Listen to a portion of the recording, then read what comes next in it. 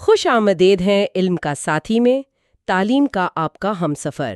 یہ اے آئی سے تیار شدہ آڈیو ہے جہاں کبھی کبھار تلفظ کی چھوٹی موٹی غلطی ہو سکتی ہے، مگر مقصد صرف ایک ہے، علم کو آسان اور دلچسپ انداز میں آپ تک پہنچانا۔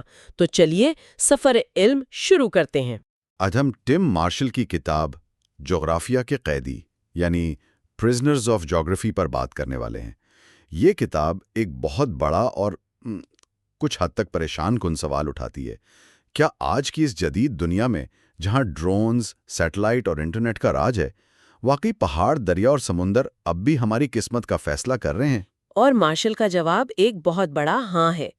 ان کا تو یہ ماننا ہے کہ عالمی رہنما، چاہے وہ کتنے ہی طاقتور کیوں نہ ہوں، اصل میں جغرافیہ کے قیدی ہیں۔ ان کے فیصلے، ان کی پالیسیاں، یہاں تک کہ ان کی جنگیں بھی، وہ سب زمین کی بناوٹ سے طے ہوتی ہیں۔ یہ ایک ایسا آئیڈیا ہے جو ہمیں عالمی سیاست کو بالکل ایک نئے زاویے سے دیکھنے پر مجبور کرتا ہے۔ بالکل، اور کتاب کا آغاز ہی ایک ایسی مثال سے ہوتا ہے جو دماغ کو ہلا کر رکھ دیتی ہے۔ مصنف لکھتے ہیں کہ ولادیمیر پوتن، جو خود کو ایک مذہبی شخص ظاہر کرتے ہیں، وہ شاید ہر رات یہ دعا کرتے ہوں گے کہ کاش خدا نے یوکرین میں کچھ پہاڑ بنا دیے ہوتے۔ جی، یہ سننے میں ایک عجیب سی بات لگتی ہے نا، لیکن اس کے پیچھے ایک گہری اسٹریٹجک حقیقت چھپی ہے۔ ہاں، اور یہی اس کتاب کا بنیادی نقطہ ہے۔ اگر آپ روس کا نقشہ دیکھیں تو مغرب کی طرف سے اس پر حملہ کرنے کے لیے ایک بہت بڑا کھلا میدان ہے جسے شمالی یورپی میدان کہتے ہیں۔ North European plain. بالکل، یہ ایک طرح سے ٹینکوں کے لیے ایک وسیع ہائی وے ہے جو سیدھا ماسکو تک جاتا ہے۔ کوئی قدرتی رکاوٹ نہیں، کوئی پہاڑ نہیں، کچھ بھی نہیں۔ اور تاریخ اس بات کی گواہ ہے۔ نیپولین نے یہی راستہ اختیار کیا تھا، ہٹلر نے بھی یہی راستہ اپنایا تھا۔ یہ خوف روسی قیادت کے ڈی این اے میں شامل ہو چکا ہے۔ تو مارشل کا کہنا ہے کہ یوکرین پر دباؤ ڈالنے کی روسی پالیسی کسی ایک رہنما کی خواہش نہیں، بلکہ یہ صدیوں پرانی جغرافیائی مجبوری کا نتیجہ ہے، ایک بفر زون بنانے کی کوشش ہے۔ صحیح۔ بالکل، اور یہ صرف روس کی کہانی نہیں ہے۔ جغرافیہ ہر ملک کی کہانی لکھتا ہے۔ کتاب کا مرکزی خیال یہ ہے کہ ٹیکنالوجی نے فاصلے ضرور کم کیے ہیں، لیکن زمین کے بنیادی اصول نہیں بدلے۔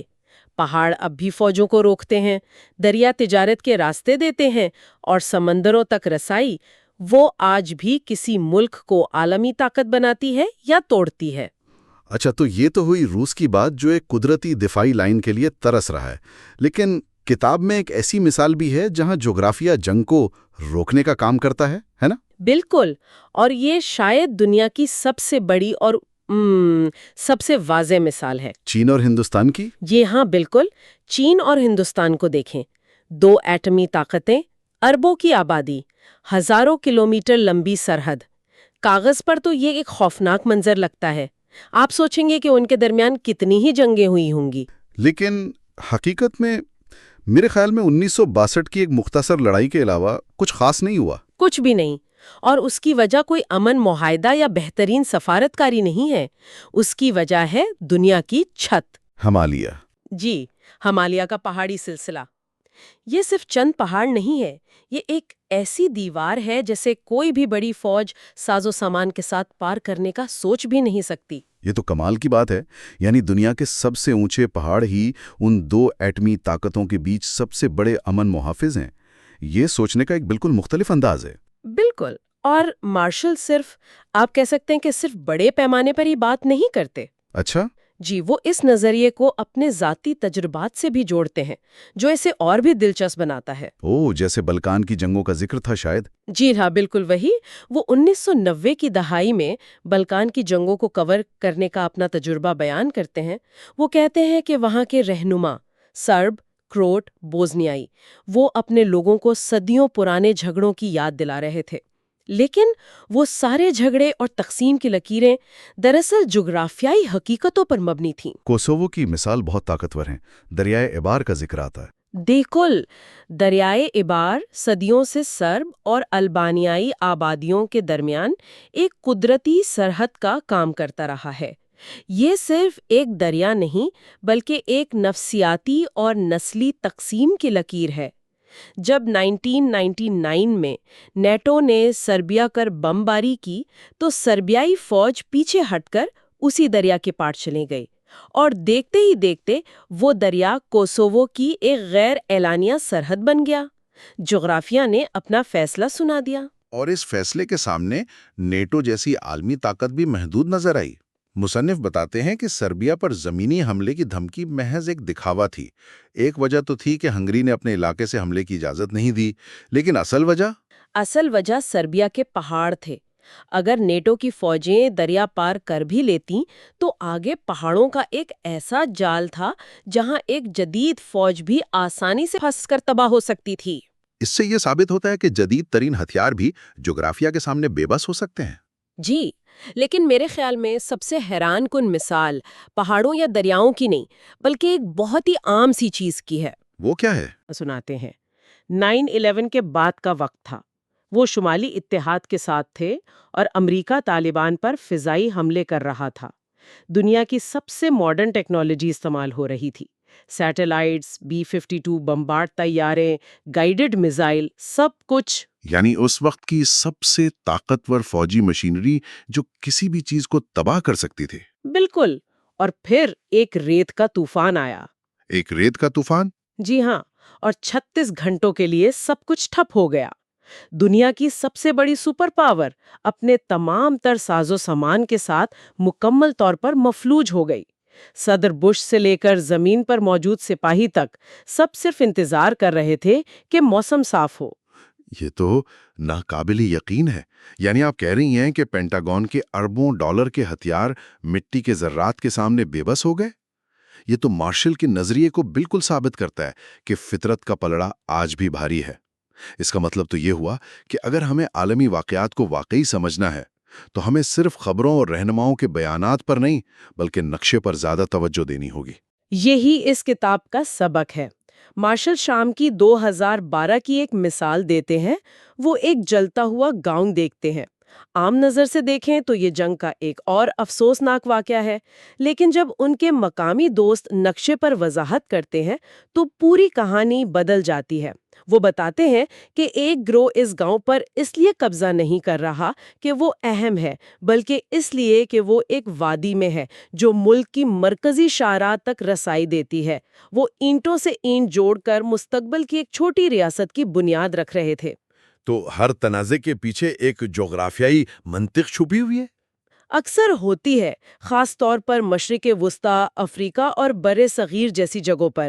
یہاں نو آبادیاتی طاقتوں نے نقشوں پر سیدھی لکیریں کھینچ کر ایسے ممالک بنا دیے جو جغرافیائی یا ثقافتی طور پر کوئی معنی نہیں رکھتے تھے۔ صحیح۔ انہوں نے قبیلوں کو تقسیم کر دیا، دریاؤں کو سرحد بنا دیا اور پہاڑی سلسلوں کو کاٹ دیا۔ آج ہم وہاں جو تنازع دیکھ رہے ہیں وہ دراصل ان مصنوعی سرحدوں کو مٹا کر زمینی حقیقتوں کے مطابق نئی لکیریں کھینچنے کی ایک پرتشدد کوشش ہے۔ لیکن اگر ہم یہ مان لیں کہ جغرافیہ ہی سب کچھ طے کرتا ہے تو کیا یہ نظریہ تھوڑا مایوس کن نہیں ہے؟ اس کا مطلب تو یہ ہوا کہ انسان اپنے فیصلے کرنے میں آزاد نہیں، اور ہماری ساری ترقی، ہماری سوچ، ہماری آئیڈیالوجی سب بے معنی ہے۔ ہم تو بس اپنی زمین کے قیدی ہیں۔ یہ ایک بہت اہم سوال ہے اور مصنف اس سے بھاگتے نہیں ہیں۔ وہ تسلیم کرتے ہیں کہ یہ ایک قسم کی جبریت ہے، یعنی ڈٹرمنزم، لیکن وہ یہ بھی کہتے ہیں کہ یہ مکمل کہانی نہیں ہے۔ جدید ٹیکنالوجی نے جغرافیہ کے آہنی اصولوں کو کچھ حد تک کمزور ضرور کیا ہے۔ کیسے؟ کوئی مثال؟ سب سے بڑے مثال طویل فاصلے تک پرواز کرنے والے بمبارڈ طیارے ہیں۔ پہلے امریکہ کو اگر مشرق وسطیٰ میں بمباری کرنی ہوتی تھی تو اسے کسی قریبی اتحادی ملک میں اپنے اڈے استعمال کرنے پڑتے تھے، لیکن اب B-2 بمبارڈ طیارہ امریکہ کی ریاست مسوری سے اڑان بھرتا ہے، عراق کے شہر موصل پر بمباری کرتا ہے اور راستے میں ہوا میں ہی ایندھن بھر کر واپس اپنے اڈے پر اتر جاتا ہے۔ اسے کسی کی زمین استعمال کرنے کی ضرورت نہیں۔ تو اس کا مطلب ہے کہ ٹیکنالوجی نے جغرافیہ کی قید کو توڑا ہے؟ توڑا نہیں، شاید تھوڑا کمزور کیا ہے۔ مارشل کا کہنا ہے کہ اصول ختم نہیں ہوئے، صرف ان کا اثر کچھ کم ہوا ہے۔ آپ ہوائی جہاز سے ہمالیہ کو پار تو کر سکتے ہیں، لیکن آپ اس پر قبضہ نہیں کر سکتے۔ آپ انٹرنیٹ کے ذریعے دنیا سے جڑ سکتے ہیں، لیکن آپ کو اب بھی اپنے سامان کی ترسیل کے لیے بندرگاہوں کی ضرورت ہے۔ بنیادی رکاوٹیں آج بھی وہی ہیں۔ تو پھر اس ساری بحث کا نچوڑ کیا ہے؟ عالمی سیاست کو سمجھنے کے لیے ہمیں کیا ذہن میں رکھنا چاہیے؟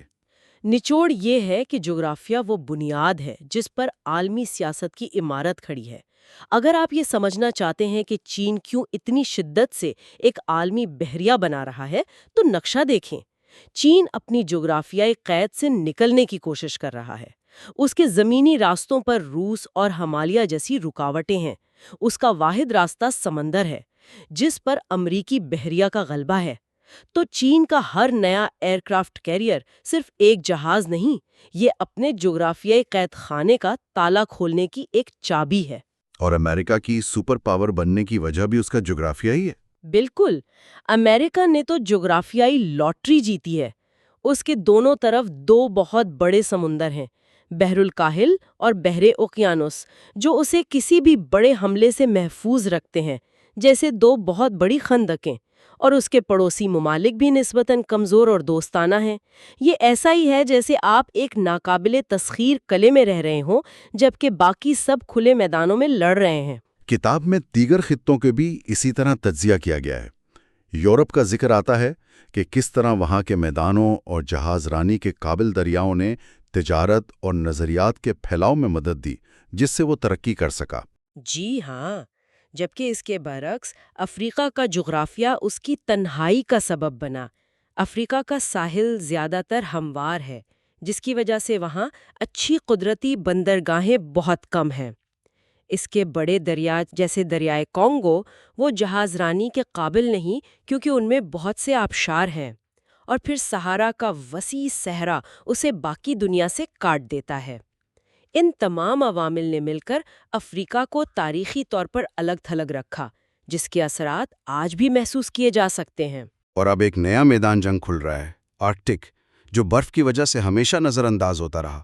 بالکل، لیکن اب موسمیاتی تبدیلی کی وجہ سے وہاں کی برف پگھل رہی ہے، اور اس کے نیچے چھپے قدرتی وسائل، تیل، گیس، معدنیات، وہ سامنے آ رہے ہیں۔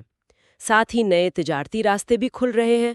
اچانک وہ منجمد خطہ عالمی طاقتوں، خاص طور پر روس، امریکہ اور چین کے لیے ایک نیا اکھاڑا بن گیا ہے، جہاں ہر کوئی اپنا اثر و رسوخ قائم کرنا چاہتا ہے۔ یہ جغرافیہ کی ایک اور زندہ مثال ہے کہ جیسے ہی زمین بدلتی ہے، سیاست بھی بدل جاتی ہے۔ جی۔ آخر میں مصنف ایک بہت ہی چونکا دینے والا موازنہ کرتے ہیں۔ وہ کہتے ہیں کہ عراق اور شام کے تنازعات اس لیے جاری ہیں کیونکہ وہ جغرافیہ کے اصولوں کو نظر انداز کر رہے ہیں۔ وہاں کھینچی گئی لکیریں زمینی حقائق سے میل نہیں کھاتیں۔ اور اس کے برعکس وہ تبت پر چین کے قبضے کی مثال دیتے ہیں۔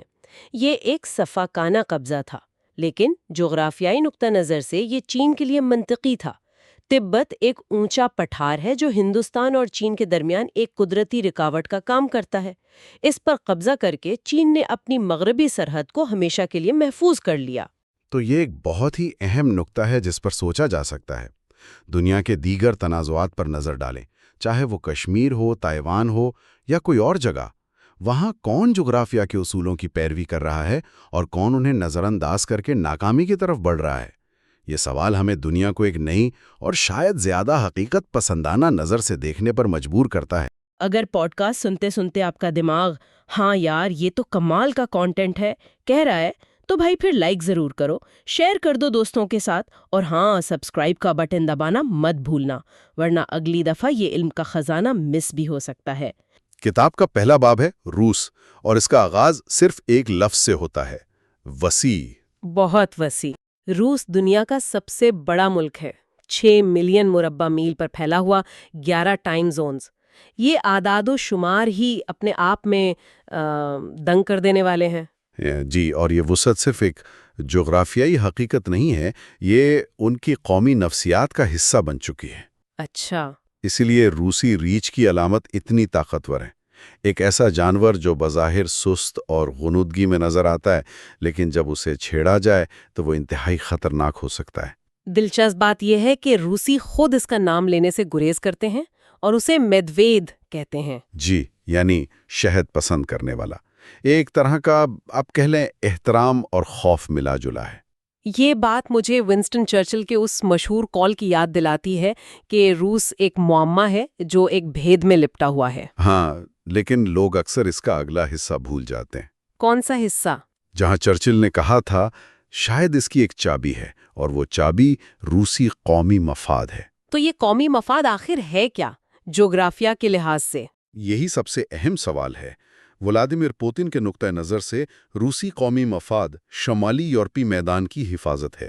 وہ اس میدان کو پیزا کے ایک تکونے ٹکڑے، ایک ویج کی طرح دیکھتے ہیں۔ پیزا کے ٹکڑے کی طرح؟ جی، اس کا پتلا سرا پولینڈ میں ہے، جہاں یہ صرف کوئی 300 میل چوڑا ہے، لیکن جیسے جیسے یہ مشرق میں روس کی طرف بڑھتا ہے، یہ پھیل کر 2000 میل سے زیادہ چوڑا ہو جاتا ہے۔ اوہ! یہ ایک کھلا حملہ راستہ ہے جس پر کوئی قدرتی رکاوٹ، کوئی پہاڑ یا دریا نہیں ہے۔ اچھا، تو یہ اسٹریٹیجک گہرائی کا تصور جو ہم سنتے ہیں وہ یہیں سے آتا ہے؟ یعنی حملہ آور کو اپنی سرزمین میں بہت اندر تک آنے دو تاکہ اس کی سپلائی لائنز لمبی ہو جائیں اور وہ تھک کر ہار جائے۔ بالکل، لیکن یہ تو ایک بہت خطرناک حکمت عملی لگتی ہے۔ جیتنے کے لیے پہلے اپنی زمین قربان کرنی پڑتی ہے۔ اور یہی روس کی تاریخ کا سب سے بڑا المیہ ہے۔ جیتنے کے لیے بھی انہیں پہلے اپنے ملک اور لوگوں کی بڑی قربانی دینی پڑتی ہے۔ بالکل، نیپولین نے 1812 میں یہی غلطی کی اور ہٹلر نے 1941 میں۔ دونوں روسی سردی اور وسیع فاصلوں کا شکار ہوئے۔ لیکن روس یہ قیمت بار بار ادا نہیں کرنا چاہتا۔ کیسے کر سکتا ہے؟ پچھلے 500 سالوں کا ریکارڈ دیکھیں تو پولس، سویڈن، فرانس اور جرمن، وہ بھی 2 بار، سب اسی راستے سے آئے۔ اوسطاً ہر 33 سال بعد روس کو اس میدان میں ایک بڑی جنگ لڑنی پڑی ہے۔ تو اسی خوف کی وجہ سے دوسری جنگ عظیم کے بعد سوویت یونین نے مشرقی یورپ میں وہ وارسا معاہدہ، وارسا پیکٹ، جی، ایک بفر زون بنایا تھا، ایک ایسی دیوار جو کسی بھی حملے کو ماسکو پہنچنے سے پہلے ہی روک لے۔ صحیح۔ وہ ان کا حتمی حفاظتی حصار تھا، اور جب 1989 میں دیواریں برلن گری اور وہ بفر زون ٹوٹ گیا تو یہ ماسکو کے نقطہ نظر سے صرف ایک سیاسی شکست نہیں تھی، یہ ان کی صدیوں پرانی دفاعی فصیل کا گرنا تھا۔ اسی لیے پوتن اسے صدی کی سب سے بڑی جغرافیائی سیاسی تباہی کہتے ہیں۔ جی، ان کے لیے یہ نقشے پر لکیروں کی تبدیلی نہیں تھی، یہ اپنے گھر کے چاروں طرف سے دیواریں گرانے کے مترادف تھا۔ اور پھر جب نیٹو نے مشرق کی طرف پھیلنا شروع کیا اور وارسا معاہدے کے پرانے ممبران کو شامل کر لیا تو یہ روس کے لیے ایسا ہی ہوگا جیسے مخالف فوج ان کے دروازے تک پہنچ گئی ہو۔ بالکل، 2004 تک بالٹک ریاستیں بھی نیٹو میں شامل ہو چکی تھی، جس کا مطلب ہے کہ نیٹو کی سرحد سینٹ پیٹرزبرگ سے صرف 100 میل دور تھی۔ یہ تو بہت ہی قریب ہے۔ جی، اور یہ وہی خوف ہے جو روس کی تاریخ کے آغاز سے اس کے ساتھ ہے۔ 9ویں صدی میں جب ریاست کیوان روس موجودہ یوکرین میں تھی تو منگولوں نے اسے تباہ کر دیا۔ بچ جانے والے شمال مشرق میں ماسکو کے جنگلات میں چلے گئے، جہاں کوئی قدرتی دفاع نہیں تھا۔ اور اسی لاچاری سے یہ نظریہ پیدا ہوا کہ حملہ ہی بہترین دفاع ہے۔ صحیح، اور اسی نظریے پر عمل کرتے ہوئے ایوان دی ٹیریبل نے باہر کی طرف پھیلنا شروع کیا تاکہ ایک بفر زون بنایا جا سکے۔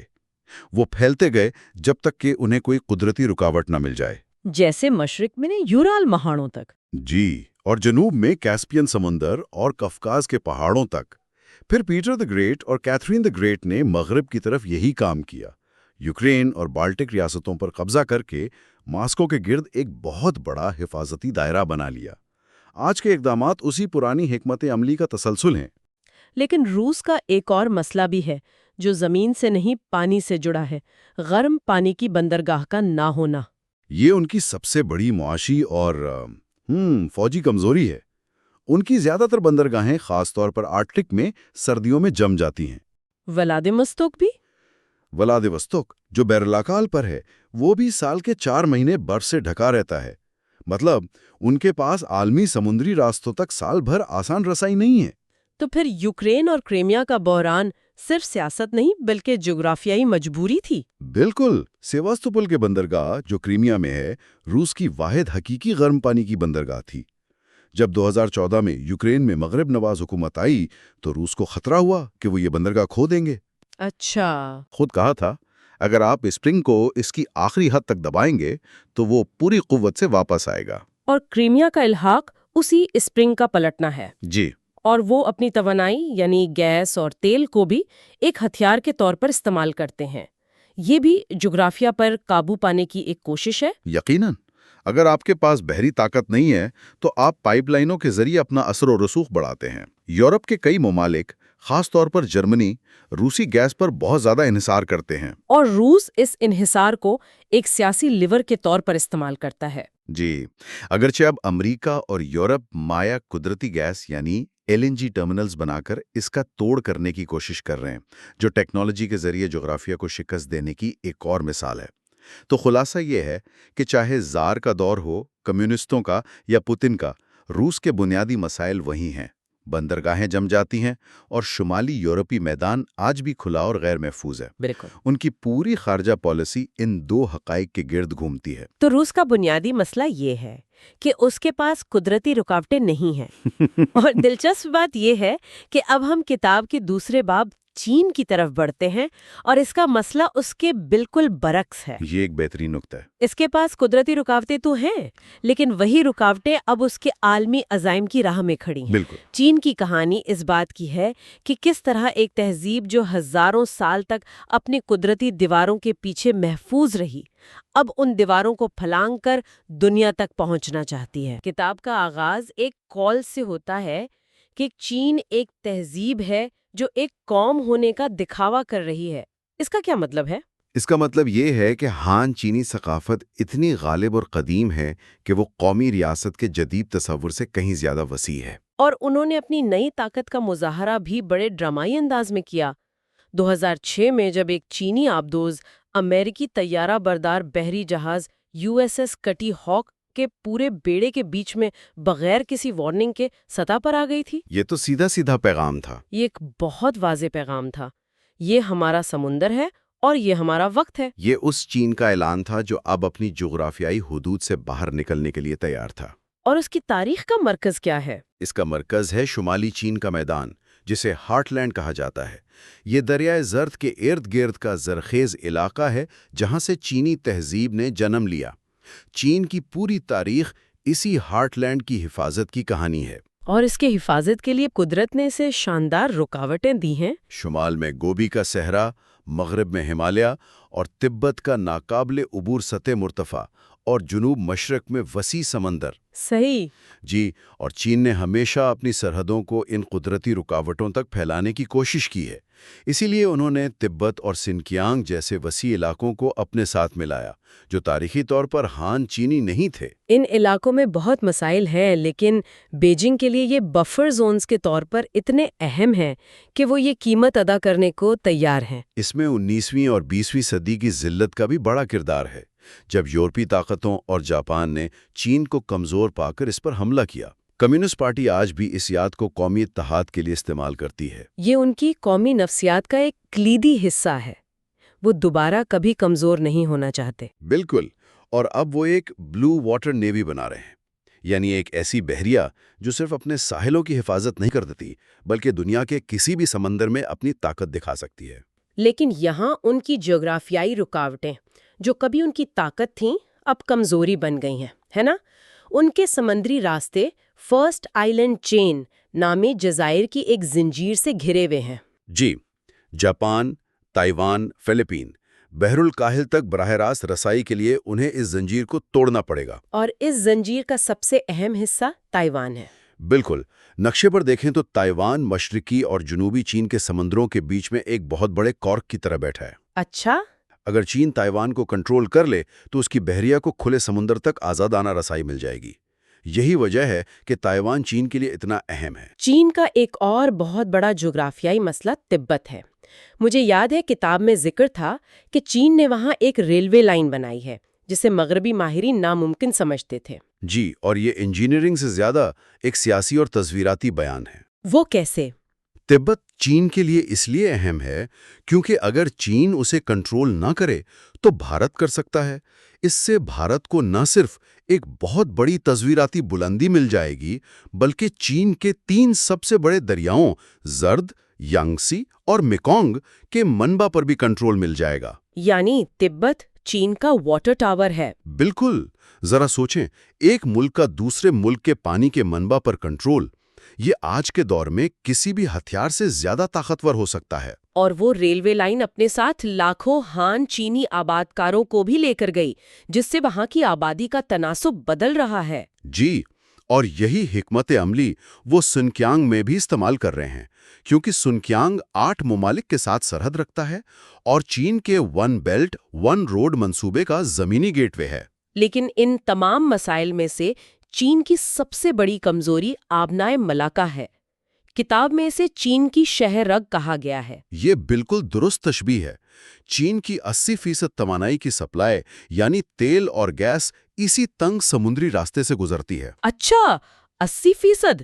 یہ تو بہت زیادہ ہے۔ جی، اور یہ راستہ کچھ جگہوں پر 2 میل سے بھی کم چوڑا ہے۔ جنگ کی صورت میں امریکی نہری اسے آسانی سے بند کر سکتی ہے اور چین کی معیشت کا گلا گھونٹ سکتی ہے۔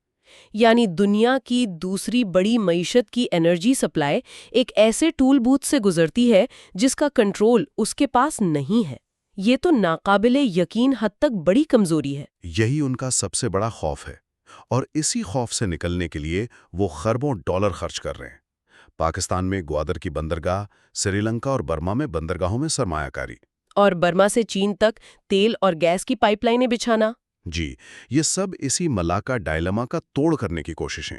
یہ ٹیکنالوجی اور سرمایہ کے ذریعے جغرافیہ کو شکست دینے کی ایک بہت بڑی کوشش ہے۔ تو جہاں روس اپنی زمینی سرحدوں کو محفوظ بنانے کی کوشش کر رہا ہے، وہیں چین اپنی سمندری سپلائی لائنز کو محفوظ بنانے میں لگا ہوا ہے۔ صحیح۔ لیکن کتاب کے آخر میں ایک بہت دلچسپ نقطہ اٹھایا گیا ہے کہ چین کا اصل خطرہ بیرونی نہیں بلکہ اندرونی ہے۔ جی، اور یہ ان کا سب سے نازک پہلو ہے۔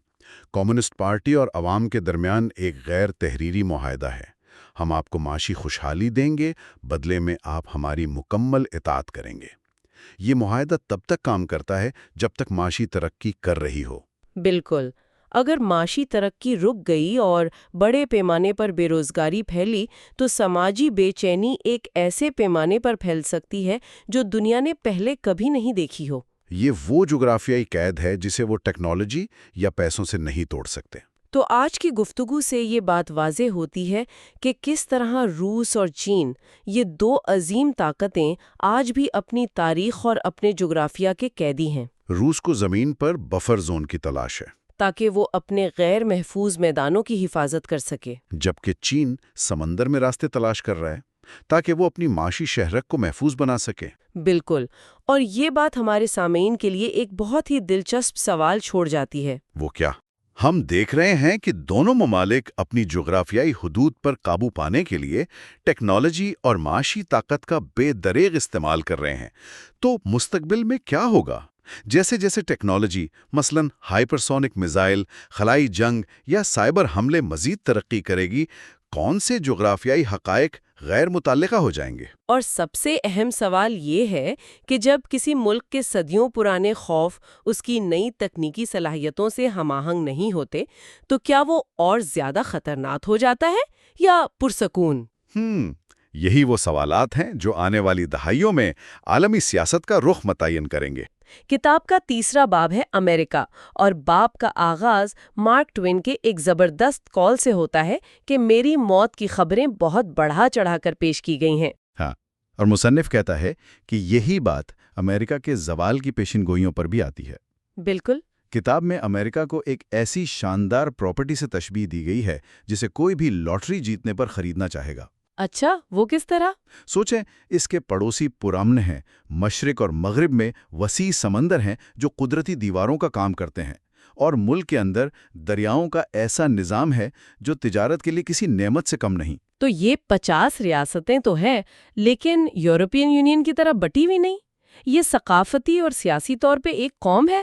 جی، اور اس اتحاد کی بنیاد بھی اس کا جغرافیہ ہی ہے۔ تو جب ہم نقشے کو دیکھتے ہیں، یہ کیسے کام کرتا ہے؟ مصنف امریکہ کو 3 بڑے جغرافیائی حصوں میں تقسیم کرتا ہے۔ پہلا حصہ ہے مشرقی ساحلی پٹی، جہاں ابتدائی آبادکار آئے، اس کے فوراً بعد اپلیشین پہاڑ ہیں جو ایک رکاوٹ کا کام کرتے تھے۔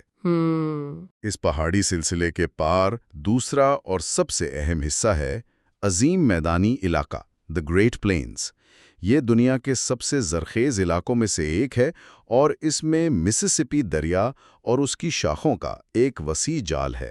اور پھر تیسرا حصہ آتا ہے؟ جی، مغرب میں راکی پہاڑوں کے پار جہاں صحرا، سیرا نیواڈا کے پہاڑ اور آخرکار بحر الاکال کا ساحل ہے۔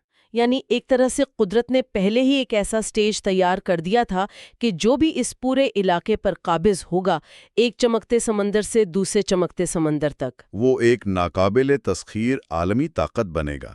اور ایک بار یہ ملک بن گیا تو اس پر حملہ کرنا تقریباً ناممکن ہو گیا۔ بالکل، شمال میں کینیڈا کی وسیع اور کم آبادی والی سرزمین اور جنوب میں میکسیکو کے صحرا اور پہاڑ ہیں۔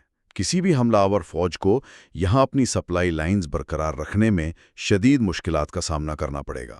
اور کتاب میں ایک اور بہت دلچسپ نقطہ بھی ہے، امریکی عوام کا کردار۔ جی، کہ وہاں کروڑوں کی تعداد میں ذاتی ملکیت میں اسلحہ ہے۔ اور ایک ایسی آبادی جو اپنی آزادی کے تصور کو بہت سنجیدگی سے لیتی ہے۔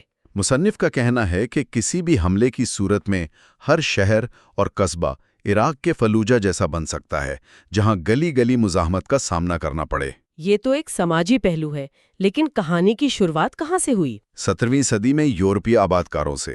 وہ مشرقی ساحل پر اترے جو قدرتی بندرگاہوں اور زرخیز زمین سے مالا مال تھا۔ ایپلیشن پہاڑوں نے انہیں تقریباً 150 سال تک مغرب کی طرف تیزی سے پھیلنے سے روک کے رکھا۔ اچھا، تو اس کی وجہ سے ان 13 کالونیوں میں ایک مشترکہ شناخت پیدا ہوئی۔ جی، پھر 1776 میں آزادی کے بعد ایک نئی قوم وجود میں آئی، لیکن اسے ابھی اندازہ نہیں تھا کہ ان کے سامنے کتنی بڑی سرزمین پڑی ہے۔ تو ایک طرف سمندر اور دوسری طرف پہاڑ، اس نے تو ابتدائی 13 کالونیوں کو ایک طرح سے قید کر رکھا تھا۔ وہ اس جغرافیائی جیل سے باہر کیسے نکلے؟ ان کی سب سے بڑی کمزوری اور سب سے بڑا خطرہ جنوب میں تھا، نیو اورلینز کی بندرگاہ، جو مسسپی دریا کے دہانے پر ہے۔ بالکل، اور وہ اس وقت فرانس کے کنٹرول میں تھی۔ اس کا مطلب یہ تھا کہ امریکہ کے پورے وسطی علاقے کی تجارت کا گلا فرانس کے ہاتھ میں تھا۔ صدر تھامس جیفرسن نے اس خطرے کو بھانپ لیا تھا۔ جی، انہوں نے کہا تھا، دنیا میں ایک ہی جگہ ہے جس کا مالک ہمارا فطری اور عادی دشمن ہے، وہ نیو اورلینز ہے۔ اور یہاں سے کہانی ایک ناقابل یقین موڑ لیتی ہے۔ اس مسئلے کا حل جنگ سے نہیں نکالا گیا۔ نہیں، بالکل نہیں، یہ تاریخ کے سب سے بڑے سودوں میں سے ایک تھا۔ 1803 میں نیپولین یورپ میں جنگوں میں مصروف تھا اور اسے پیسوں کی سخت ضرورت تھی۔ اور امریکہ نے اس موقع سے فائدہ اٹھا لیا۔ جی، صرف $15 ملین میں فرانس سے پورا لوزیانا علاقہ خرید لیا، جس میں نیو اورلینز بھی شامل تھا۔ صرف $15 ملین، یعنی ایک سودے نے امریکہ کا سائز دگنا کر دیا اور اسے معاشی سپر پاور بننے کا وہ راستہ دے دیا جو کسی اور کے پاس تھا ہی نہیں۔ بالکل، یہ امریکہ کی عظمت کی بنیاد تھی۔ اس کے بعد توسیع کا عمل اور تیز ہو گیا۔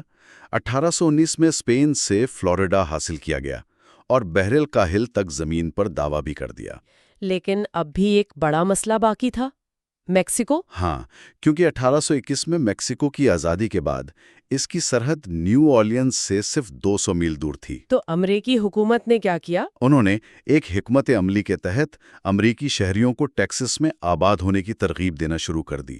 وہاں کی زرخیز زمین اور جمہوری نظام نے ہزاروں امریکیوں کو اپنی طرف کھینچا، اور جلد ہی وہاں امریکیوں کی تعداد میکسیکن سے زیادہ ہو گئی۔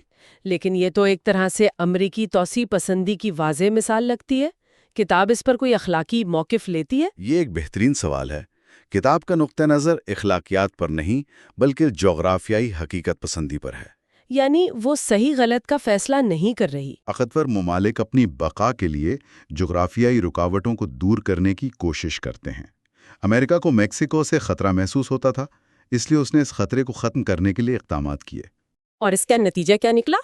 1836 میں ٹیکسس نے انقلاب کے ذریعے آزادی حاصل کی اور 1845 میں امریکہ میں شامل ہو گیا۔ اس کے بعد 1846 سے 48 کی جنگ میں میکسیکو کو شکست دے کر کیلیفورنیا، نیواڈا، یوٹا جیسے علاقے بھی حاصل کر لیے گئے۔ تو اس کے بعد امریکہ کی موجودہ سرحدیں تقریباً مکمل ہو گئیں۔ جنوب میں صحرا، شمال میں عظیم جھیلیں اور دونوں طرف سمندر۔ جی، ایک محفوظ اور وسیع ملک۔ اور پھر ملک کے اندر ترقی کا دور شروع ہوا۔ 1867 میں روس سے الاسکا خریدا گیا۔ جی، اور اس وقت لوگ اس کا مذاق اڑاتے تھے۔ اسے سیورٹ کی بے وقوفی کہا گیا۔ سوچیں، اس وقت لوگ مذاق اڑا رہے ہوں گے کہ حکومت نے برف خریدنے پر پیسے ضائع کر دیے۔ بالکل، اور پھر وہاں سے سونا اور تیل نکل آیا۔ واقعی بسمارک کا قول سچ لگتا ہے کہ خدا امریکہ کا خاص خیال رکھتا ہے۔ بالکل۔ پھر 1869 میں ٹرانس کانٹیننٹل ریلوے نے ملک کے مشرقی اور مغربی ساحلوں کو جوڑ دیا، جس سے تجارت اور آبادی کی نقل و حرکت میں انقلاب آ گیا۔ اب امریکہ ایک براعظمی طاقت بن چکا تھا اور اس کی نظریں سمندروں پر تھیں۔ یعنی اپنی ساحلی لائنوں کی حفاظت کے لیے ایک طاقتور بحریہ بلو واٹر نیوی کی تیاری شروع ہوئی۔ جی، یعنی ایسی بحریہ جو کھلے سمندروں میں بھی لڑنے کی صلاحیت رکھتی ہو۔ اور اس وقت کیریبین میں اسپین کی موجودگی ایک خطرہ تھی۔ جی، کیوبا اور پورٹو ریکو اب بھی اسپین کے کنٹرول میں تھے، اور کیوبا فلوریڈا کے ساحل سے صرف 90 میل دور ہے۔ تو 1898 میں امریکہ نے اسپین کے ساتھ جنگ کی اور ان جزائر پر کنٹرول حاصل کر لیا۔ اسی سال ہوائی کو بھی امریکہ میں شامل کر لیا گیا۔ اور پھر صدر تھیوڈور روزویلٹ کا گریٹ وائٹ فلیٹ۔ جی، 1907 میں انہوں نے امریکی بحری طاقت کا دنیا بھر میں مظاہرہ کرنے کے لیے 16 جنگی جہازوں کو دنیا کے گرد سفر پر روانہ کیا۔ یہ ایک واضح پیغام تھا کہ امریکہ اب ایک عالمی طاقت ہے۔ اور پھر دوسری جنگ عظیم نے تو جیسے سب کچھ بدل کر رکھ دیا۔ بالکل۔ اس کے بعد امریکہ دنیا کی واحد معاشی اور فوجی سپر پاور کے طور پر ابھرا۔ اس نے برطانیہ سے ڈسٹرائرز فار بیسز معاہدے کے تحت مغربی نصف کرہ میں اس کے بحری اڈے حاصل کر لیے۔ جی، اور پھر 1949 میں نیٹو کی تشکیل ہوئی، جس کا فوجی کمانڈر ہمیشہ ایک امریکن جنرل ہوتا ہے۔ اب امریکہ کے دو نقشے تھے، ایک اس کی اپنی سرزمین کا اور دوسرا دنیا بھر میں اس کے فوجی اڈوں اور اتحادیوں کا۔ تو کتاب کے مطابق آج امریکہ کی بالادستی کو چیلنج کہاں سے آ سکتا ہے؟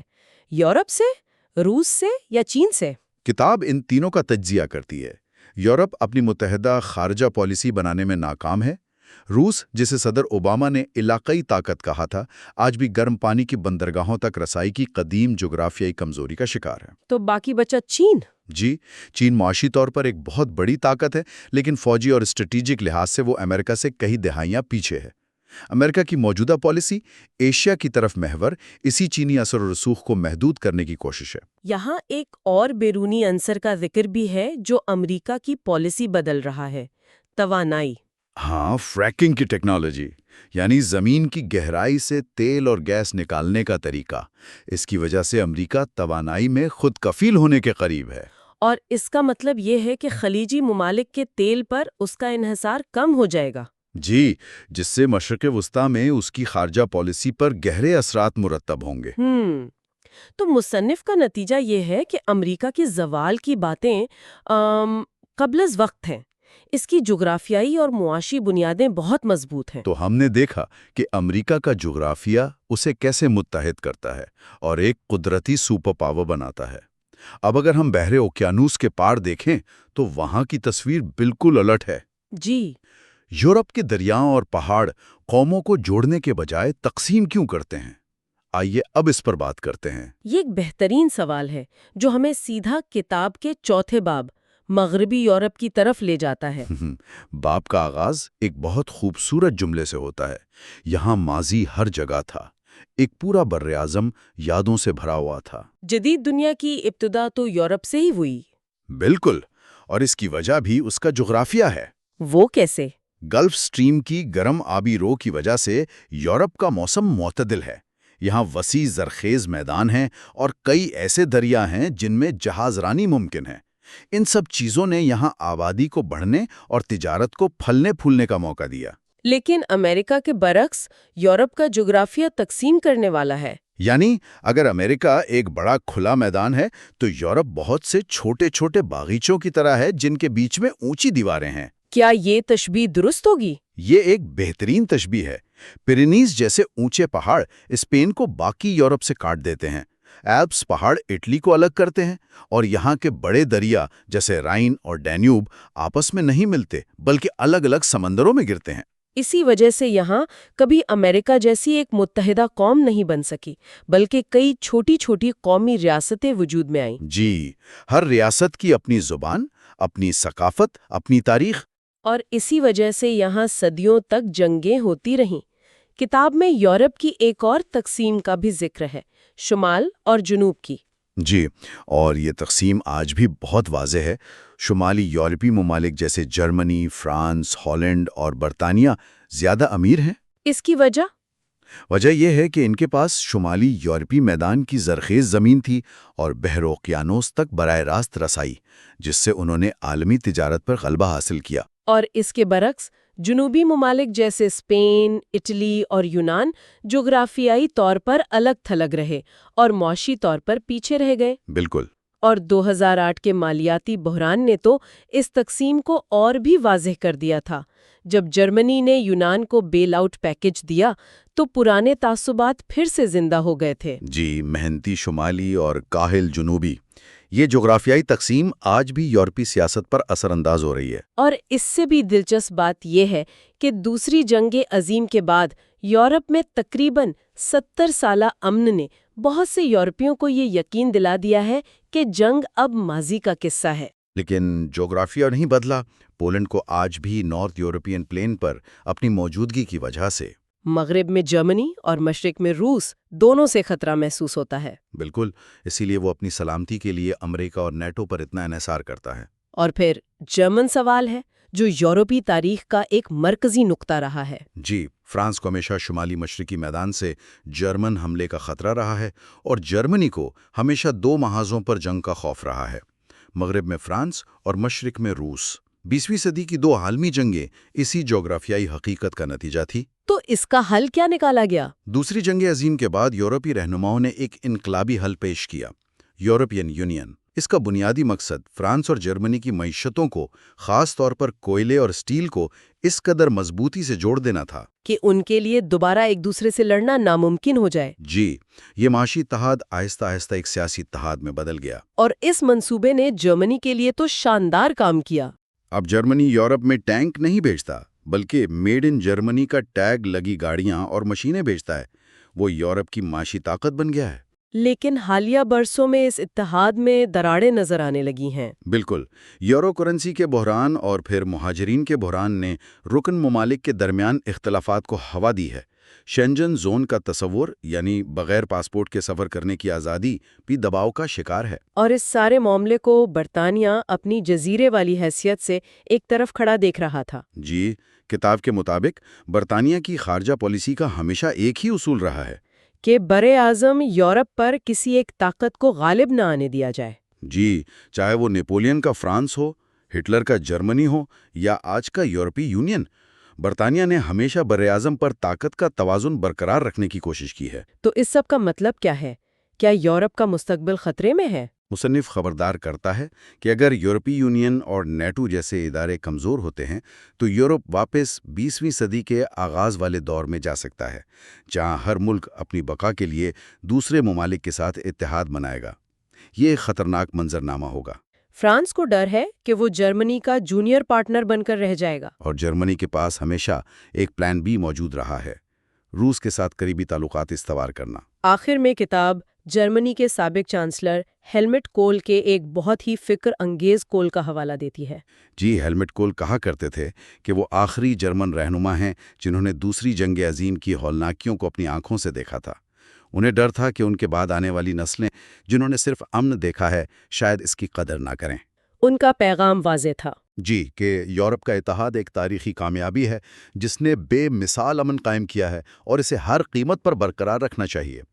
جغرافیہ ہمیں یہی سکھاتا ہے کہ اگر انسان اس کے قوانین پر قابو پانے کی مسلسل اور شعوری کوشش نہیں کرتے تو اس کے قوانین آخرکار ہم پر غالب آ جاتے ہیں۔ تو آج ہم نے دیکھا کہ کس طرح امریکہ کا وسیع، محفوظ اور وسائل سے مالا مال جغرافیہ اسے ایک قدرتی سپر پاور بناتا ہے، جبکہ یورپ کا منقسم اور پیچیدہ جغرافیہ اسے اتحاد اور تنازعات کے درمیان مسلسل کشمکش میں رکھتا ہے۔ یہ واضح ہے کہ جغرافیہ صرف نقشے پر لکیریں نہیں ہیں، یہ قوموں کی نفسیات، ان کی تاریخ اور ان کے مستقبل کی تشکیل کرتا ہے۔ اور یہ ہمیں ایک اہم سوال پر چھوڑ جاتا ہے جس پر سوچنا چاہیے۔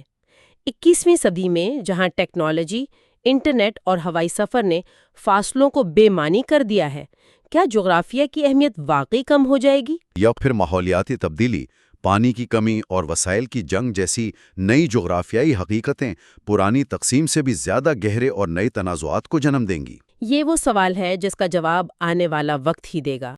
باب 5، افریقہ، اس باب کی شروعات ہی ایک ایسی حقیقت سے ہوتی ہے جو حیران کر دیتی ہے۔ ذرائع بتاتے ہیں کہ افریقہ کے ساحل تو بہت لمبے اور شاندار ہیں، لیکن قدرتی بندرگاہیں یعنی وہ جگہیں جہاں بحری جہاز آسانی سے لنگر انداز ہو سکیں وہ نہ ہونے کے برابر ہیں، اور دریا وہ بھی بہت بڑے ہیں جیسے نیل، کانگو، نائجر، لیکن ان میں اتنے زیادہ آبشار اور چٹانیں ہیں کہ ان پر کشتی رانی کر کے تجارت کرنا تقریباً ناممکن ہے۔ آپ نے بالکل صحیح نقطہ اٹھایا ہے۔ یہ صرف بیرونی دنیا سے کٹاؤ نہیں تھا، یہ ایک طرح کا اندرونی کٹاؤ بھی تھا۔ جن دریاؤں کو تجارت کے لیے شاہراہیں بننا چاہیے تھا وہ خود دیواریں بن گئی۔ تو افریقہ صرف صحارا اور سمندروں کی وجہ سے باہر کی دنیا سے ہی نہیں بلکہ اپنے اندر بھی چھوٹے چھوٹے ٹکڑوں میں بٹا ہوا تھا۔ یہی وجہ ہے کہ یوریشیا میں جو خیالات، ایجادات اور ٹیکنالوجی ایک کونے سے دوسرے کونے تک پھیل رہی تھی وہ صحارا کے جنوب تک کبھی پہنچ ہی نہیں سکی۔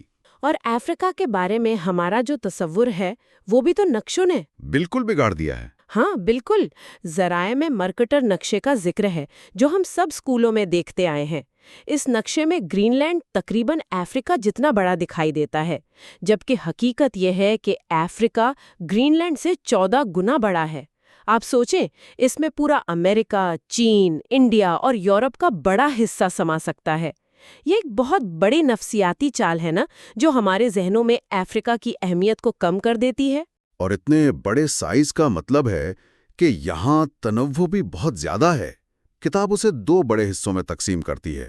اوپر کا 1/3 حصہ یعنی بحیرہ روم کا ساحل، صحارا کا ریگستان اور ساحل کا علاقہ جو زیادہ تر مسلم اکثریتی ہے، اور پھر نیچے کا 2/3 حصہ جو آب و ہوا، جنگلات، زبانوں اور مذاہب کے لحاظ سے بہت ہی متنوع ہے۔ یہاں آپ کو گھنے جنگلات سے لے کر وسیع میدان اور عظیم جھیلیں سب کچھ ملتا ہے۔ اچھا، ذرائع میں ایک ایسی بات لکھی ہے جو سوچنے پر مجبور کر دیتی ہے۔ وہ کہتے ہیں کہ افریقہ انسانیت کا گہوارہ تو تھا، لیکن یہاں جانوروں کو پالنے اور کھیتی باڑی کے لیے استعمال کرنے کا رواج نہیں پنپ سکا۔ پھر مصنف نے ایک بڑی دلچسپ تصویر کشی کی ہے کہ اگر حالات مختلف ہوتے تو ہو سکتا تھا کہ تاریخ میں گینڈوں پر سوار گھڑ سوار فوج یورپ پر حملہ کر رہی ہوتی۔ یہ صرف مذاق نہیں، یہ ایک بہت گہری حقیقت کی طرف اشارہ ہے۔ اس سے پتہ چلتا ہے کہ جغرافیہ نے ٹیکنالوجی کی دوڑ میں افریقہ کو کتنا پیچھے چھوڑ دیا۔ جہاں یورپ اور ایشیا میں گھوڑوں کو جنگ اور زراعت کے لیے استعمال کیا جا رہا تھا، وہیں افریقہ ملیریا اور نیند کی بیماری جیسی ان خوفناک بیماریوں سے لڑ رہا تھا جو اس کے اپنے ماحول نے پیدا کی تھی۔ تو ایک طرف ٹیکنالوجی تھی، دوسری طرف بقا کی جنگ۔ تو رابطے کی اسی کمی اور مشکل ماحول کا نتیجہ یہ نکلا کہ جب باہر سے لوگ آئے، پہلے عرب اور پھر یورپی، تو زیادہ تر افریقہ نے پہیے یا بارود جیسی بنیادی چیزیں بھی ایجاد نہیں کی تھیں۔ بالکل، اور بار والوں نے اسی کمزوری کا فائدہ اٹھایا۔ وہ آئے، انہوں نے وسائل لوٹے، انسانوں کو غلام بنایا اور پیچھے ایک ایسی تباہی چھوڑ گئے جس کے اثرات آج تک موجود ہیں۔ انہوں نے ایک ایسے بر اعظم کا استحصال کیا جو تکنیکی طور پر اپنا دفاع کرنے کے قابل ہی نہیں تھا۔ تو قدرتی رکاوٹوں کے علاوہ ذرائع میں ان مصنوعی رکاوٹوں کا بھی ذکر ہے جو انسانوں نے بنائیں۔ کیا یہ وہی سیدھی لکیروں والی بات ہے جس نے افریقہ کا نقشہ بگاڑ دیا؟ جی، یہ کہانی کا سب سے افسوسناک حصہ ہے۔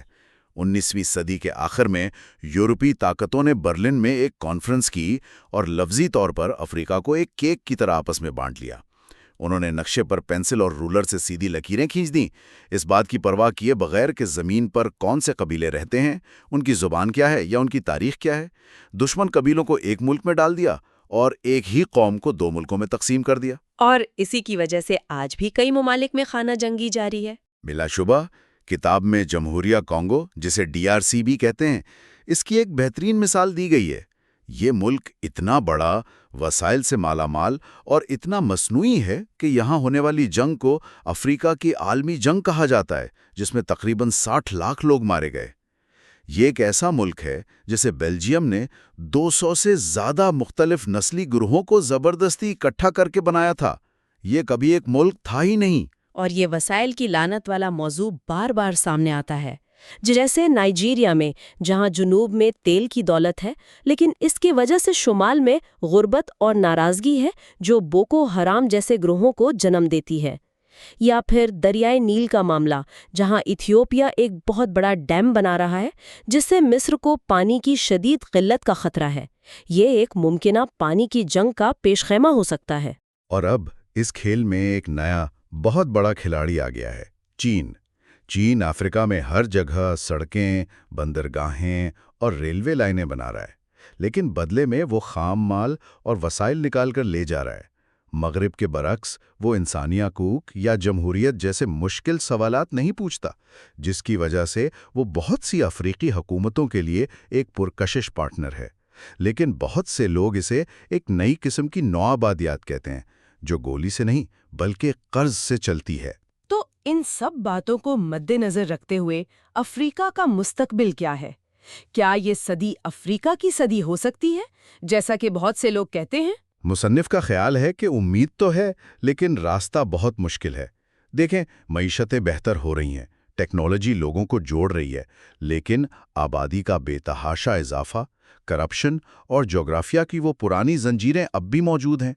اصل سوال یہ ہے کہ کیا افریقہ ان زنجیروں کو توڑ پائے گا؟ تو افریقہ میں ہم نے دیکھا کہ نوآبادیاتی طاقتوں نے ایسی سرحدیں بنائیں جو زمینی حقیقت سے بالکل مختلف تھیں۔ لیکن اگر کسی کو لگتا ہے کہ یہ برا تھا، تو مشرق وسطی میں انہوں نے جو کیا وہ ایک ایسی آگ لگانے کے مترادف تھا جو آج ایک صدی بعد بھی جل رہی ہے۔ باب 6، مشرق وسطی۔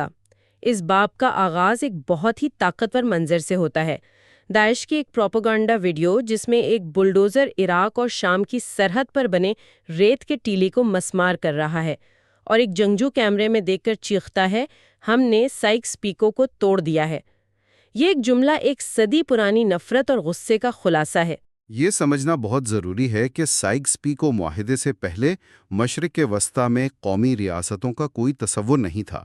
سلطنت عثمانیہ تھی جو لوگوں پر ان کے مذہب یا قبیلے کی بنیاد پر حکومت کرتی تھی، سرحدوں کی بنیاد پر نہیں۔ سائکس پیکو نے پہلی جنگ عظیم کے بعد برطانیہ اور فرانس کے مفادات کے لیے اس خطے کو بانٹ دیا۔ انہوں نے عراق جیسا ملک بنا دیا جس میں 3 بالکل مختلف گروہوں، شمال میں کرد، مرکز میں سنی عرب اور جنوب میں شیعہ عرب کو زبردستی ایک جھنڈے تلے جمع کر دیا۔ یہ تو ایک ایسی ترکیب تھی جس کا ناکام ہونا یقینی تھا۔ بالکل، یہ ایک منطقی ناممکنات تھی۔ اسے صرف صدام حسین جیسی بے رحم آمیریت ہی اکٹھا رکھ سکتی تھی، اور جیسے ہی 2003 میں وہ طاقت ختم ہوئی، ملک اپنے قدرتی حصوں میں ٹوٹ گیا۔ آج کردوں کی شمال میں اپنی نیم خود مختار حکومت ہے، جنوب میں شیعوں کا کنٹرول ہے جن کے پاس تیل اور بندرگاہیں ہیں، اور سنی عرب درمیان میں پھنسے ہوئے ہیں جن کے پاس نہ تیل ہے نہ سمندر تک رسائی۔ تو عراق کوئی اکیلا کیس نہیں ہے۔ ذرائع بتاتے ہیں کہ یہ نمونہ پورے خطے میں دہرایا گیا ہے۔ جی ہاں، بالکل۔ اردن کو دیکھیں، اسے ایک خاص قبیلے ہاشمیوں کے لیے بنایا گیا تھا، لیکن آج وہاں فلسطینی پناہ گزینوں کی اکثریت ہے۔ لبنان کو عیسائیوں کے لیے ایک محفوظ پناہ گاہ کے طور پر بنایا گیا تھا، لیکن آبادیاتی تبدیلیوں کی وجہ سے وہ ایک طویل اور تباہ کن خانہ جنگی کا شکار ہو گیا۔ اور شام، جہاں 12% علوی اقلیت کی حکومت تھی، جب 70% سے زائد سنی اکثریت اپنے حقوق کے لیے اٹھی تو ملک دھماکے سے پھٹ گیا۔ یہ تمام ریاستیں صرف نقشے پر متحد ہیں، حقیقت میں یہ اندر سے ٹوٹی ہوئی ہیں۔ اور اسی خلا میں ان ناکام ریاستوں اور مصنوعی سرحدوں کے ملبے پر داعش جیسے گروہ پیدا ہوئے۔ ویسے کتاب میں ایک دلچسپ بات لکھی ہے کہ بہت سے عرب اسے داعش کہتے ہیں، ایک ایسا نام جس سے وہ خود نفرت کرتے ہیں، کیونکہ یہ جائش جیسا لگتا ہے، جس کا مطلب بے وقوف گدھا ہوتا ہے۔ مسکراتے ہوئے، یہ ایک چھوٹی سی نفسیاتی جنگ ہے، لیکن اصل نقطہ یہ ہے کہ داعش وہاں کیوں کامیاب ہوئی جہاں القاعدہ ناکام رہی تھی۔ القاعدہ صرف حملے کرتی تھی، سرخیاں بناتی تھی۔ داعش نے علاقے پہ قبضہ کیا، حکومت قائم کی اور خلافت کا اعلان کر دیا۔ انہوں نے اس گہری تذلیل اور بے بسی کے احساس کو استعمال کیا جو نوآبادیاتی دور اور بعد کے عرب آمروں کی ناکامیوں سے پیدا ہوا تھا۔ انہوں نے ایک ٹھوس زمینی حقیقت پیش کی، چاہے وہ کتنی ہی وحشانہ کیوں نہ ہو۔ اس تمام افراتفری کے بیچ ذرائع اسرائیل فلسطین تنازع کو اب بھی مرکزی حیثیت دیتے ہیں، اور خاص طور پر مغربی کنارے یعنی ویسٹ بینک کے جغرافیہ پر بہت زور دیا گیا ہے۔ ایسا کیوں ہے؟ فوجی نقطے نظر سے دیکھیں تو یہ بہت اہم ہے۔ مغربی کنارہ بنیادی طور پر ایک اونچا پہاڑی سلسلہ ہے۔ یہ پہاڑیاں اسرائیل کے گنجان آباد ساحلی میدان کو اوپر سے دیکھتی ہیں، جہاں اسرائیل کی 70% آبادی، اس کی صنعت اور اس کا سب سے بڑا ایئرپورٹ ہے۔ تو اسرائیلی فوج کے نقطے نظر سے وہ ان اونچائیوں پر کسی بھی دشمن فوج کی موجودگی برداشت نہیں کر سکتے۔ یہ ایک سخت جغرافیائی حقیقت ہے جو کسی بھی امن معاہدے کو بے حد مشکل بنا دیتی ہے۔ یہ صرف زمین کا ایک ٹکڑا نہیں ہے، یہ اسٹریٹجک اونچائی ہے۔ اور پھر خطے کی ایک اور بڑی طاقت ہے ایران۔ کتاب اس بات پر زور دیتی ہے کہ ایران عرب نہیں ہے اور اس کا جغرافیہ اسے باقی سب سے الگ کرتا ہے۔ جی، ایران ایک قدرتی قلعہ ہے۔ اس کے گرد زاگروس اور البرز جیسے بڑے پہاڑی سلسلے ہیں جو اس پر حملہ کرنا تقریباً ناممکن بنا دیتے ہیں۔ اسی جغرافیائی تحفظ کی وجہ سے ایران کو یہ اعتماد ملتا ہے کہ وہ اپنی طاقت کو مغرب کی طرف یعنی عرب دنیا میں پھیلا سکے۔ اسی سے سعودی عرب کے ساتھ اس کی سرد جنگ چل رہی ہے، اور اس جنگ کا سب سے خطرناک فلیش پوائنٹ آبنائے ہرمز ہے، جو صرف 21 میل چوڑی ایک پٹی ہے جہاں سے دنیا کا 20% تیل گزرتا ہے۔ اسے بند کرنے کی ایران کی صلاحیت ہی اس کا سب سے بڑا ہتھیار ہے۔ یہ عالمی معیشت کا گلا گھونٹنے کے مترادف ہے۔ ایک غلط نام قرار دیتا ہے۔ یہ کوئی بہار نہیں تھی جو پھول لاتی۔ مصنف کا استدلال یہ ہے کہ یہ 1989 کے مشرقی یورپ جیسا نہیں تھا جہاں ہر کوئی جمہوریت چاہتا تھا۔ عرب دنیا میں جب بغاوتیں شروع ہوئیں تو کئی مختلف سمتیں تھیں۔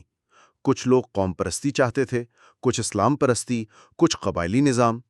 آخر میں طاقت شہر کے چوکوں میں لگے پلے کارڈ سے نہیں بلکہ بندوق کی نال سے نکلتی ہے، اور جب افراتفری پھیلتی ہے تو جیت اس گروہ کی ہوتی ہے جو سب سے زیادہ منظم اور مسلح ہو، نہ کہ اس کی جس کے نظریات سب سے اچھے ہوں۔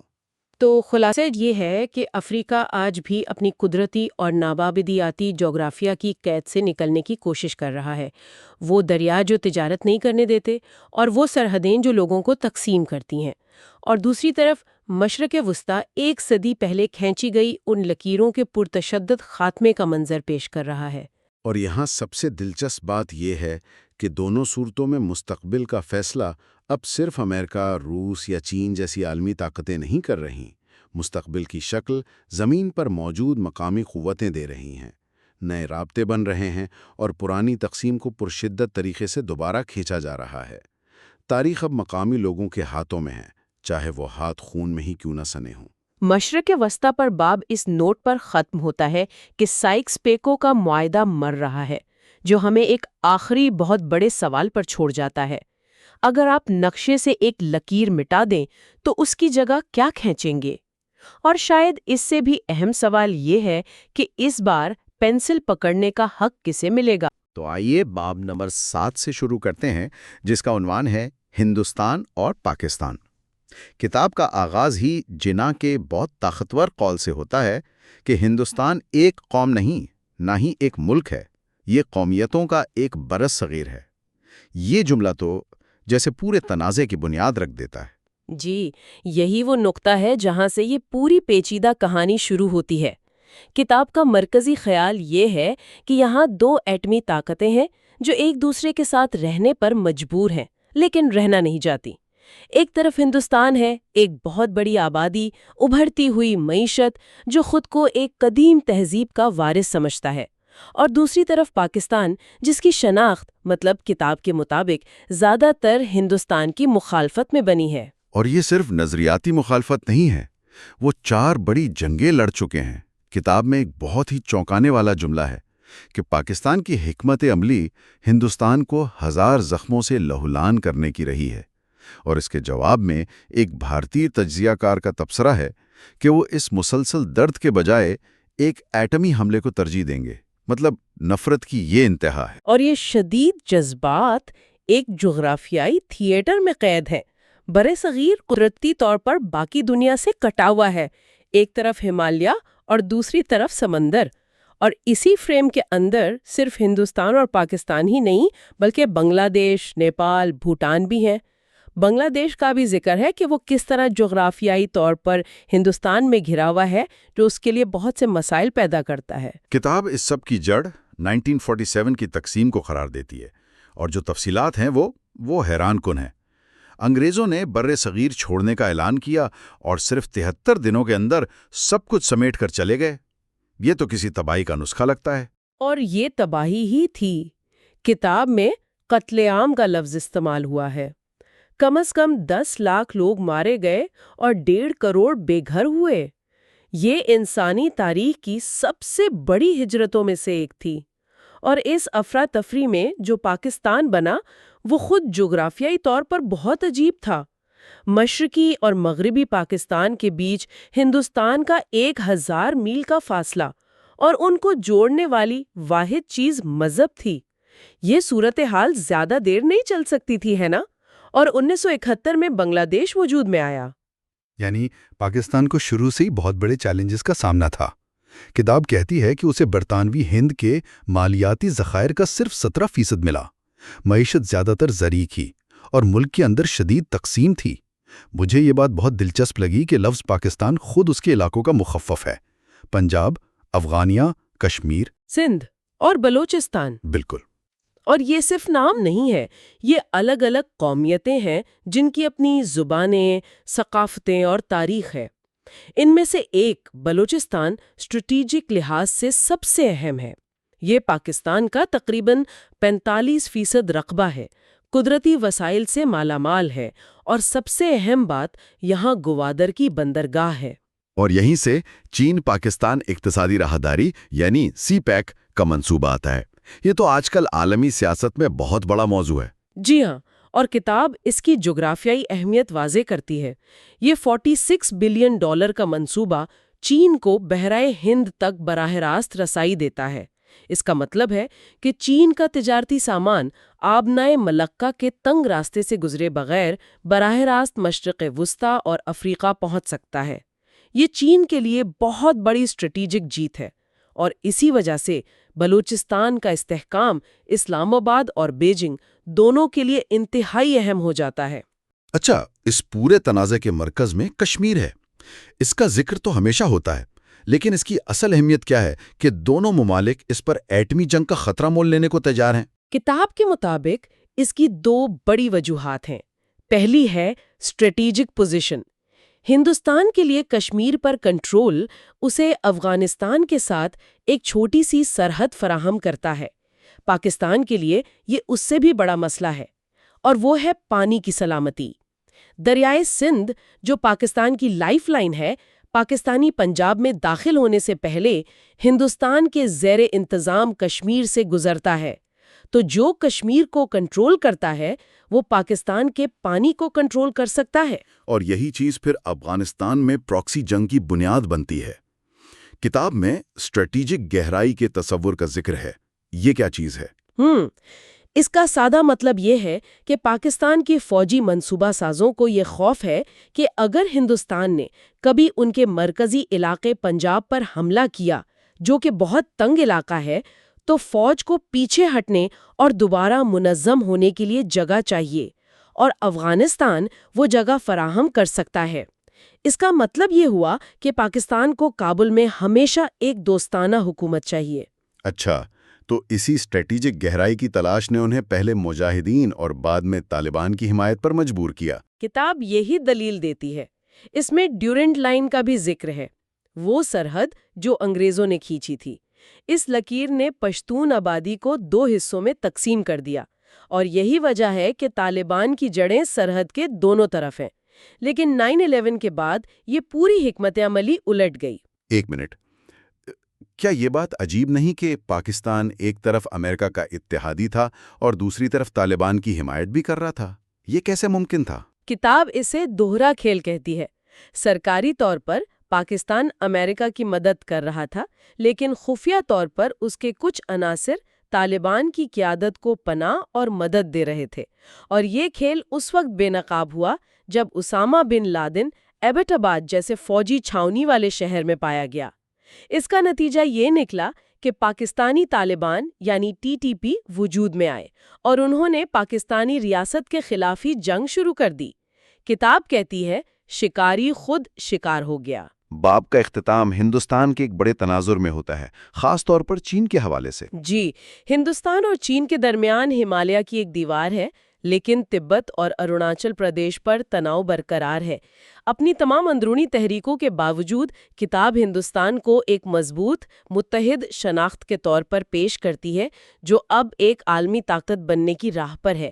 اور سب سے دلچسپ بات یہ ہے کہ وہ سمندر میں چین کے بڑھتے ہوئے اثر و رسوخ کا مقابلہ کرنے کے لیے امریکہ، جاپان اور ویتنام جیسے ممالک کے ساتھ اتحاد بنا رہا ہے۔ یہ نقطہ یاد رکھیے گا کیونکہ جب ہم جاپان کی بات کریں گے تو یہ دوبارہ سامنے آئے گا۔ تو جنوبی ایشیا میں ہم نے دیکھا کہ ایک سرحد کی لکیر نے دو ملکوں کو ایک نہ ختم ہونے والی دشمنی میں جکڑ دیا ہے۔ اب ہم مشرق کی طرف چلتے ہیں جہاں ایک اور لکیر نے ایک قوم کو دو حصوں میں تقسیم کیا، لیکن نتیجہ بالکل مختلف نکلا۔ ہم بات کر رہے ہیں باب نمبر 8 کی، کوریا اور جاپان۔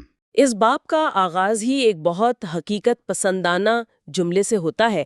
سوال ہے، آپ کوریا جیسے مسئلے کو کیسے حل کرتے ہیں؟ اور جواب ہے، آپ اسے حل نہیں کرتے، آپ صرف اسے سنبھالتے ہیں۔ یہ جملہ پورے خطے کی صورتحال کی عکاسی کرتا ہے۔ کتاب شمالی کوریا کو کمیونسٹ بادشاہت کہتی ہے، جس کا اپنا ایک فلسفہ جوچے ہے۔ یہ جوچے کیا ہے؟ جوچے کا مطلب ہے مکمل خود انحصاری، یعنی ہم سب کچھ خود کریں گے، کسی کی مدد نہیں لیں گے، چاہے قوم بھوکی ہی کیوں نہ رہے۔ یہ ایک ایسا فلسفہ ہے جو کم خاندان کی آمریت کو قائم رکھنے میں مدد دیتا ہے۔ کتاب حکومت کی ہولناکیوں کو بھی بیان کرتی ہے، جیل کیمپ، تشدد اور عوام پر مکمل کنٹرول۔ اس کے ساتھ ہی عجیب و غریب پروپیگنڈا بھی ہے، جیسے کم جونگ اِل کو محبت کی ابدی گرم گود کہنا۔ کتاب میں کم جونگ اِل کی موت پر ماتم کرنے والے لوگوں کی فوٹیج کے بارے میں ایک بہت دلچسپ سوال اٹھایا گیا ہے۔ کیا یہ حقیقی غم تھا یا کیمروں کے سامنے اپنی جان بچانے کے لیے کی جانے والی اداکاری؟ یہ سوال ہمیں یاد دلاتا ہے کہ ہم اس بند ملک کے بارے میں در حقیقت کتنا کم جانتے ہیں۔ اس تنہائی کی جڑیں بہت گہری ہیں۔ کوریا کو تاریخی طور پر تارق الدنیا بادشاہت کہا جاتا تھا۔ پھر 1910 سے 1945 تک جاپانی قبضے نے گہرے زخم چھوڑے۔ دوسری جنگ عظیم کے بعد ملک کو 38ویں متوازی لکیر پر تقسیم کر دیا گیا۔ اور سب سے حیران کن بات یہ ہے کہ کتاب کے مطابق یہ لکیر 2 امریکی جونیئر آفیسرز نے نیشنل جیوگرافک کے ایک عام سے نقشے پر کھینچی تھی۔ کیا واقعی؟ مطلب لاکھوں لوگوں کی قسمت کا فیصلہ ایک ٹریول میگزین کے نقشے پر ہو گیا؟ یہ تو یقین کرنا مشکل ہے۔ حقیقت اکثر افسانے سے زیادہ عجیب ہوتی ہے۔ اسی حادثاتی لکیر نے سرد جنگ کی سب سے خطرناک تقسیم کو جنم دیا اور کوریائی جنگ کی وجہ بنی۔ جنگ تو 1953 میں ختم ہو گئی، لیکن کوئی امن معاہدہ نہیں ہوا۔ تکنیکی طور پر شمالی اور جنوبی کوریا آج بھی حالت جنگ میں ہے۔ اور سب سے خوفناک حقیقت سیول کا محل وقوع ہے۔ یہ DMZ سے صرف 35 میل دور ہے اور شمالی کوریا کی تقریباً 10,000 توپوں کی زد میں ہے۔ اگر سیول اتنا غیر محفوظ ہے تو جنوبی کوریا نے اپنا دارالحکومت منتقل کیوں نہیں کیا؟ کتاب براہ راست اس کا جواب تو نہیں دیتی، لیکن اس کا تعلق تاریخ اور معیشت سے ہے۔ سیول صدیوں سے کوریا کا دل رہا ہے، لیکن خطرہ حقیقی ہے۔ کتاب کا اندازہ ہے کہ اگر جنگ شروع ہو جائے تو شمالی کوریا پہلے ہی گھنٹے میں سیول پر نصف ملین گولے برسا سکتا ہے۔ اس کا ایک چھوٹا سا حصہ بھی ناقابل تصور تباہی کا باعث بنے گا۔ اب جاپان کی طرف آتے ہیں۔ کتاب اس کے جغرافیہ کا کوریا سے موازنہ کرتی ہے۔ ایک جزیرہ نما ملک ہونے کی وجہ سے اس پر کبھی کامیابی سے حملہ نہیں ہوا۔ جی، اس تنہائی نے اس کی ثقافت کو بہت منفرد بنایا، لیکن اسی جغرافیے نے اس کی سب سے بڑی کمزوری بھی پیدا کی، قدرتی وسائل کی شدت کی کمی۔ اس کے پاس تیل نہیں، لوہا نہیں، ربڑ نہیں۔ 20ویں صدی میں اسی بھوک نے اسے سامراجی توسیع پر مجبور کیا۔ کتاب اسے براہ راست کوریا پر قبضے، چین پر حملے اور بالآخر پرل ہاربر پر حملے سے جوڑتی ہے۔ دوسری جنگ عظیم میں شکست کے بعد امریکہ نے جاپان کی تعمیر نو میں مدد کی، لیکن ایک ایسے آئین کے ساتھ جس میں جاپان نے جنگ سے دستبرداری کا اعلان کر دیا تھا۔ لیکن اب کتاب کے مطابق یہ صورتحال بدل رہی ہے۔ جی ہاں، کتاب چین کے عروج کی وجہ سے جاپان میں ایک سست لیکن مستقل دوبارہ عسکریت پسندی کو بیان کرتی ہے۔ اس کی سیلف ڈیفنس فورسز اب دنیا کی جدید ترین افواجوں میں سے ایک ہے۔ کتاب ایک نئے ہیلی کاپٹر بردار تباہ کن جہاز کی مثال دیتی ہے جو حقیقت میں ایک طیارہ بردار جہاز ہے۔ اچھا، تو سیلف ڈیفense فورس اب طیارہ بردار جہاز حاصل کر رہی ہے، بس اسے ہیلی کاپٹر ڈسٹرائر کہہ رہے ہیں۔ یہ تو اپنے ہی آئین سے بچنے کا ایک ہوشیار طریقہ ہے۔ بالکل، اور اس کی وجہ وہ تنازعات ہیں جو اسے گھیرے ہوئے ہیں۔ چین کے ساتھ سینکا کودایو جزائر پر تنازع ہے، روس کے ساتھ کیورل جزائر پر، اور حیرت انگیز طور پر اپنے اتحادی جنوبی کوریا کے ساتھ بھی تاریخی مسائل اور جزائر پر شدید تنازع ہے۔ جنوبی کوریا کے ساتھ تعلقات اتنے خراب ہیں؟ وہ تو دونوں امریکہ کے اتحادی ہیں۔ تعلقات اتنے نازک ہیں کہ کتاب کے مطابق وہ شمالی کوریا کے بارے میں خفیہ معلومات کا تبادلہ براہ راست نہیں کرتے، بلکہ واشنگٹن کے ذریعے کرتے ہیں۔ لیکن چین اور شمالی کوریا کے بارے میں مشترکہ خدشات انہیں ایک عملی اگرچہ کشیدہ اتحاد میں رہنے پر مجبور کرتے ہیں۔ باب کا اختتام جاپان کے ایک اور بڑے چیلنج پر ہوتا ہے، آبادی کا بحران، ایک سکڑتی ہوئی آبادی جو ایک ابھرتے ہوئے چین کا سامنا کر رہی ہے۔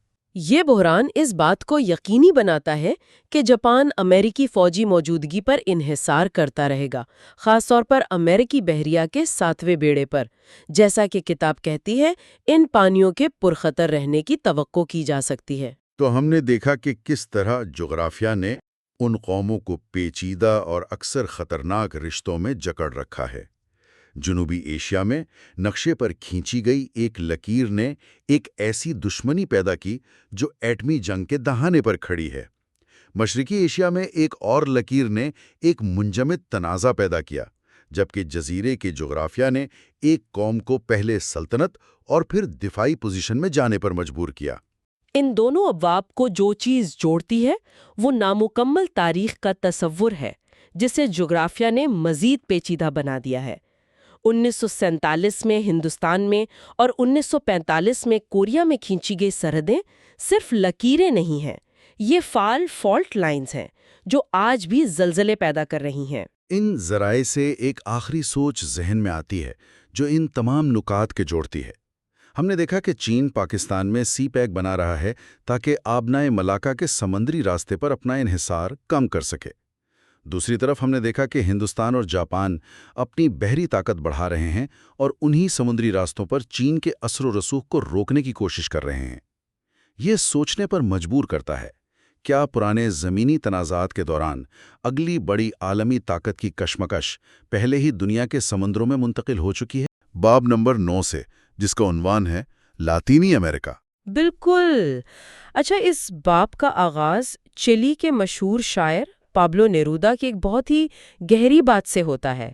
وہ کہتے ہیں، ہمیں امید کا براعظم کہلانا پسند ہے۔ لیکن یہ امید جنت کے وعدے کی طرح ہے، ایک ایسا قرض جس کی ادائیگی ہمیشہ آگے بڑھا دی جاتی ہے۔ اور یہ ایک لائن مطلب پورے خطے کی کہانی بیان کر دیتی ہے۔ ہمیشہ سے بہت امیدیں، لیکن وہ کبھی پوری نہیں ہوتی۔ بالکل، اور مصنف کا مرکزی خیال بھی یہی ہے کہ مسئلہ صرف امید کا نہیں بلکہ زمینی حقیقتوں کا ہے۔ دیکھیں، آپ یورپ سے بہترین ٹیکنالوجی اور علم تو لا سکتے ہیں، لیکن اگر آپ کا جغرافیہ اور آپ کی سیاست دونوں آپ کے خلاف ہوں تو ترقی بہت محدود رہتی ہے۔ لاطینی امریکہ کی کہانی یہی ہے۔ اچھا، لیکن یہاں ایک سوال پیدا ہوتا ہے، شمالی اور جنوبی امریکہ دونوں کو یورپی طاقتوں نے تقریباً ایک ہی وقت میں آباد کرنا شروع کیا۔ جی ہاں۔ تو پھر دونوں کے راستے اتنے الگ کیوں ہو گئے؟ مطلب شمالی امریکہ ایک سپر پاور بن گیا اور لاطینی امریکہ آج بھی جدوجہد کر رہا ہے؟ یہ بہت اہم سوال ہے اور اس کی جڑیں تاریخ اور زمین کی تقسیم میں ہیں۔ اچھا۔ شمالی امریکہ میں، خاص طور پر امریکہ میں، زمین چھوٹے کسانوں اور خاندانوں کو دی گئیں، جس سے ایک بڑی مڈل کلاس پیدا ہوئی۔ صحیح۔ اس کے برعکس لاطینی امریکہ میں اسپین اور پرتگال نے اپنا پرانا جاگیردارانہ نظام نافذ کر دیا۔ بڑی بڑی زمینیں چند طاقتور خاندانوں کو دے دی گئیں اور باقی لوگ یا تو غلام تھے یا مزارع۔ تو اس نے شروع سے ہی ایک گہری معاشی اور سماجی تقسیم پیدا کر دی۔ بالکل۔ اور وہ تقسیم آج تک موجود ہے۔ اور جغرافیہ نے اس تقسیم کو مزید گہرا کر دیا۔ کتاب میں ایک بہت دلچسپ بات لکھی ہے کہ یورپی آباد کار ساحلوں سے آگے بڑھے ہی نہیں۔ جی، وہ اندرونی علاقوں کے گھنے جنگلوں، بیماریوں اور خاص طور پر مچھروں سے ڈرتے تھے۔ اور اس کا اثر آج تک نظر آتا ہے۔ آج تک لاطینی امریکہ کے تقریباً تمام بڑے شہر اور دارالحکومت ساحلوں پر ہیں۔ ملک کے اندر کا سارا انفراسٹرکچر یعنی سڑکیں اور ریلوے لائنیں وہ اندرونی علاقوں سے صرف دارالحکومت کی طرف جاتی ہیں تاکہ وسائل بندرگاہوں تک پہنچائے جا سکیں۔ جی بالکل، وہ شہر آپس میں نہیں جڑے۔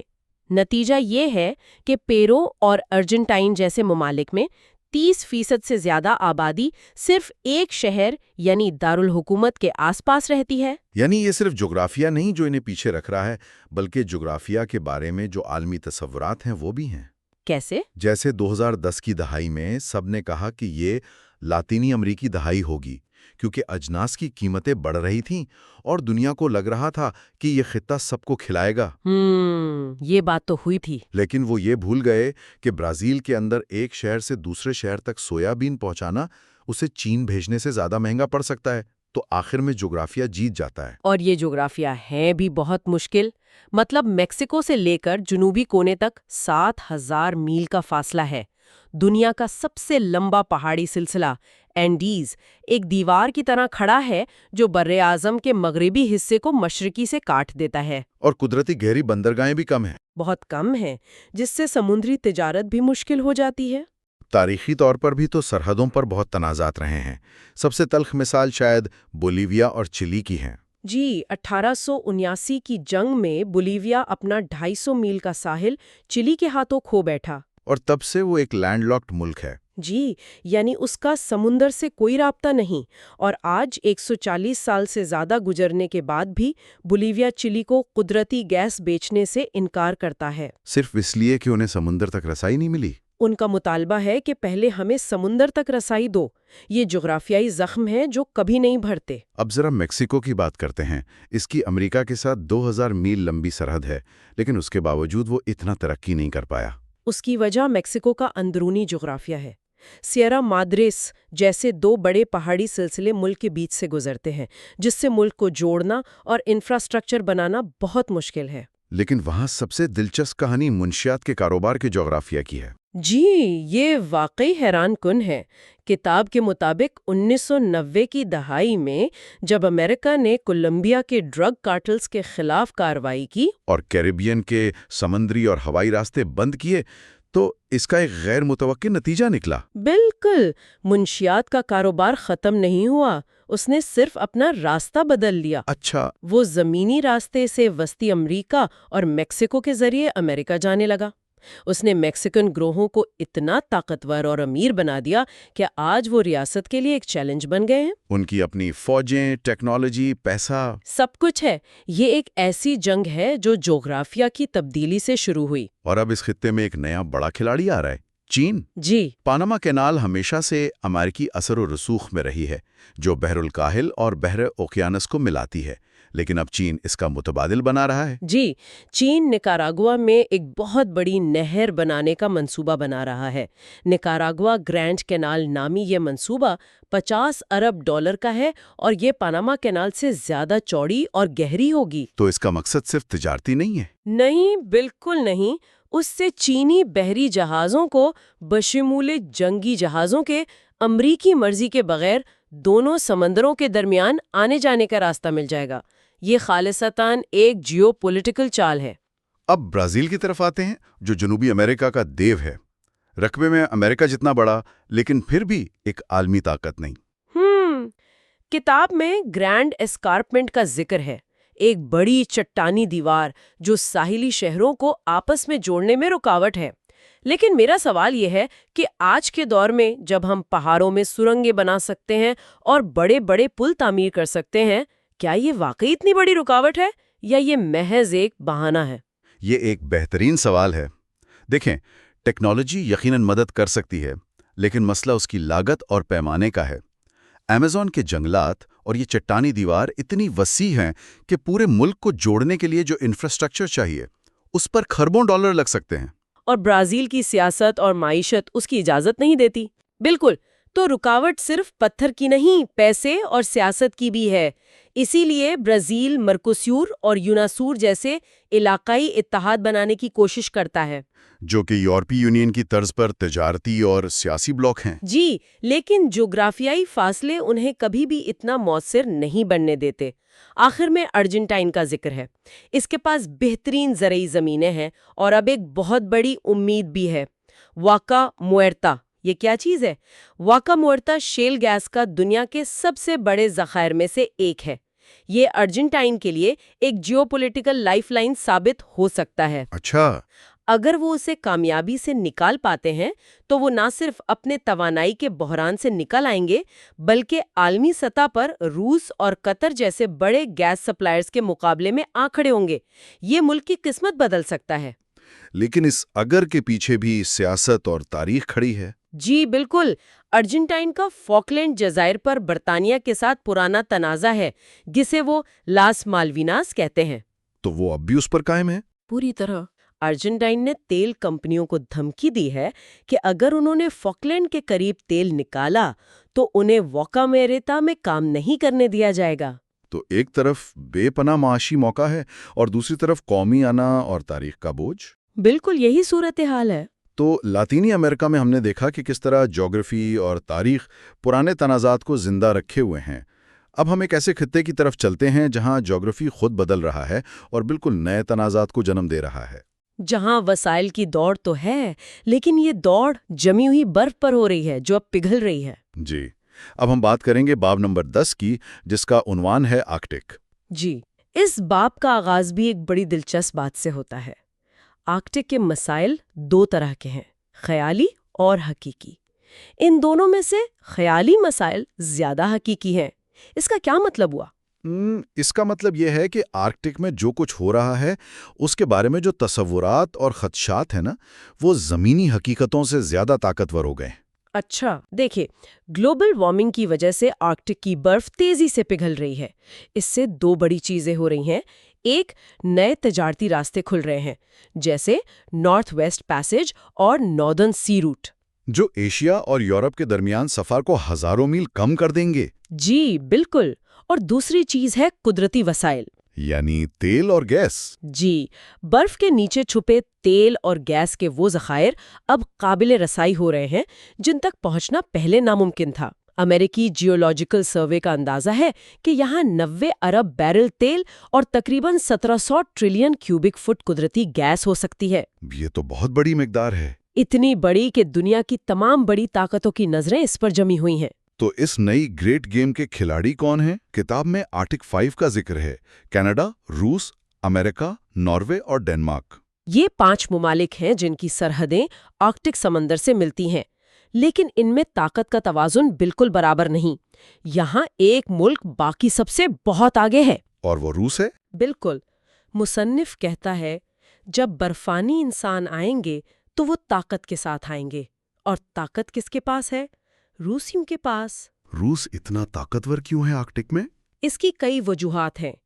ایک تو روس کی آدھی سے زیادہ ساحلی پٹی آرکٹک میں ہے، پھر اس نے 2007 میں شمالی قطب کے سمندری فرش پر اپنا جھنڈا گاڑ کر اپنے ارادے ظاہر کر دیے تھے، اور وہ وہاں فوجی اڈے بھی بنا رہا ہے۔ 6 نئے فوجی اڈے، اور سب سے اہم بات، اس کے پاس دنیا کا سب سے بڑا آئس بریکر بیڑا ہے۔ آئس بریکر یعنی وہ جہاز جو موٹی برف کو توڑ کر راستہ بناتے ہیں۔ جی، روس کے پاس 32 آئس بریکر ہیں جن میں سے کچھ ایٹمی طاقت سے چلتے ہیں۔ اور اس کے مقابلے میں سپر پاور امریکہ کہاں کھڑا ہے؟ یہی سب سے تشویشناک بات ہے۔ امریکہ کو آرکٹک حکمت عملی کے بغیر ایک آرکٹک قوم کہا گیا ہے۔ اس کے پاس صرف ایک فعال ہیوی ڈیوٹی آئس بریکر ہے۔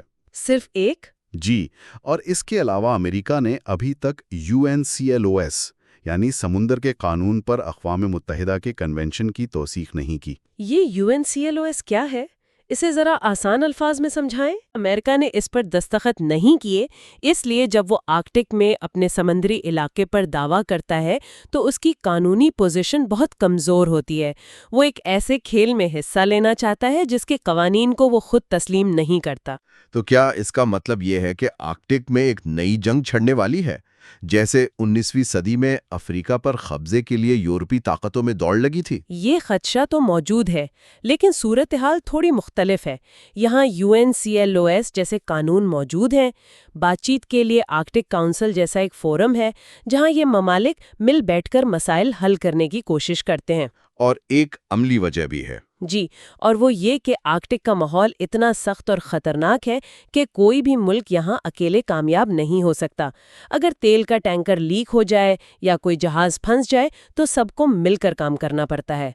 ताउन यहाँ बका के लिए ज़रूरी है। लेकिन इस दौड़ में सिर्फ आर्कटिक ममालिक तो नहीं होंगे। मुझे याद है मैंने पढ़ा था कि चीन खुद को एक करीब आर्कटिक रियासत कहता है, हालांकि वो वहां से हजारों मील दूर है। ये एक बहुत अहम नुक्ता है। चीन, भारत, सिंगापुर, जनूबी कोरिया जैसे ममालिक भी इस खेल में शामिल हो रहे हैं। इनका क्या मफाद है? उनके लिए सबसे बड़ी कशिश नए और छोटे तिजारती रास्ते हैं। नॉर्दर्न सी रूट के जरिए चीन से यूरोप का सफर स्विस कनाल के मुकाबले में तकरीबन 40% कम हो जाता है। यानी वक्त और पैसा दोनों की बचत। जी, और उसके अलावा वो भी वसाइल की इस दौड़ में हिस्सा चाहते हैं। इसलिए वो आर्कटिक काउंसिल में मुबसर की हैसियत हासिल करने और रूस के साथ मिलकर इंफ्रास्ट्रक्चर बनाने की कोशिश कर रहे हैं। तो ये एक ऐसी दौड़ है जिसके उसूल तो मौजूद हैं, लेकिन खिलाड़ी बढ़ते जा रहे हैं और दांव पर बहुत कुछ लगा हुआ है। क्या ये उसूल कायम रह पाएंगे? यही $1 मिलियन का सवाल है। आर्कटिक की पिघलती बर्फ सिर्फ जोग्राफिया नहीं बदल रही, ये आलमी ताकत का तवाज़ुन भी बदल रही है। ये इन ममालिक के लिए एक इम्तिहान है कि क्या वो ताउन का रास्ता अपनाते हैं या फिर वसाइल की भूख उन्हें पुराने तनाज़ात की तरफ वापस ले जाती है।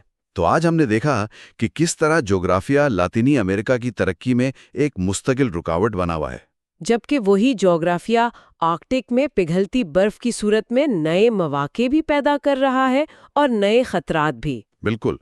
ये दोनों खित्ते जो एक दूसरे से इतने दूर और मुख्तलिफ हैं, हमें एक ही सबक सिखाते हैं। वो ये कि 21वीं सदी में भी तारीख के बोझ, वसाइल की दौड़ और बड़ी ताकतों के मफादात ही ममालिक की तकदीर का फैसला कर रहे हैं। आखिर में सामीन के लिए एक सोच। किताब में जिक्र है कि टेक्नोलॉजी ने हमें जमीन की कशिश शकल की कैद से आज़ाद होने में मदद दी है। आज वही टेक्नोलॉजी मौसमियाती तब्दीली की सूरत में आर्कटिक की बर्फ पिघला रही है। तो सवाल ये पैदा होता है कि क्या ये टेक्नोलॉजी हमें तनाज़ात के पुराने तरीकों को दोहराने पर मजबूर करेगी, या ये वाकई हमें अपनी फितरत पर काबू पाने और इस नए महाज पर ताआवुन करने में मदद दे सकती है। आखिरी हिस्से पर बात करेंगे, यानी इसकी कंक्लूजन पर। और ये वाज़े कर दें कि हमारी आज की सारी गुफ्तगू किताब के इसी इख्तितामी बाब के गिर्द ही घूमेगी। जी, और ये बहुत अहम है क्योंकि यहाँ मुसन्निफ सिर्फ अपनी दलीलों को समेट नहीं रहा, बल्कि वो ये दिखा रहा है कि ये सब जोग्राफियाई मजबूरियाँ एक दूसरे से कैसे जुड़ी हैं। बिल्कुल। और इस किताब का जो मरकज़ी ख्याल है वो एक बहुत ही दिलचस्प तज़ाद पेश करता है। एक तरफ इंसान खला की वसतों को खोज रहा है, मरीख पर जाने की तैयारी कर रहा है, जी, और दूसरी तरफ हम आज भी जमीन पर अपने पहाड़ों, दरियाओं और सरहदों के कैदी हैं। और यही इस किताब की रूह है।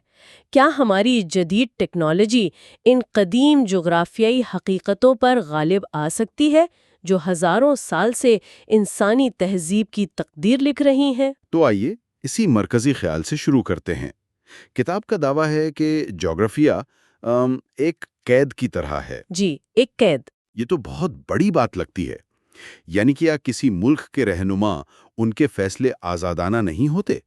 क्या वो सिर्फ अपने नक्शे के कैदी हैं? एक तरह से जी हाँ।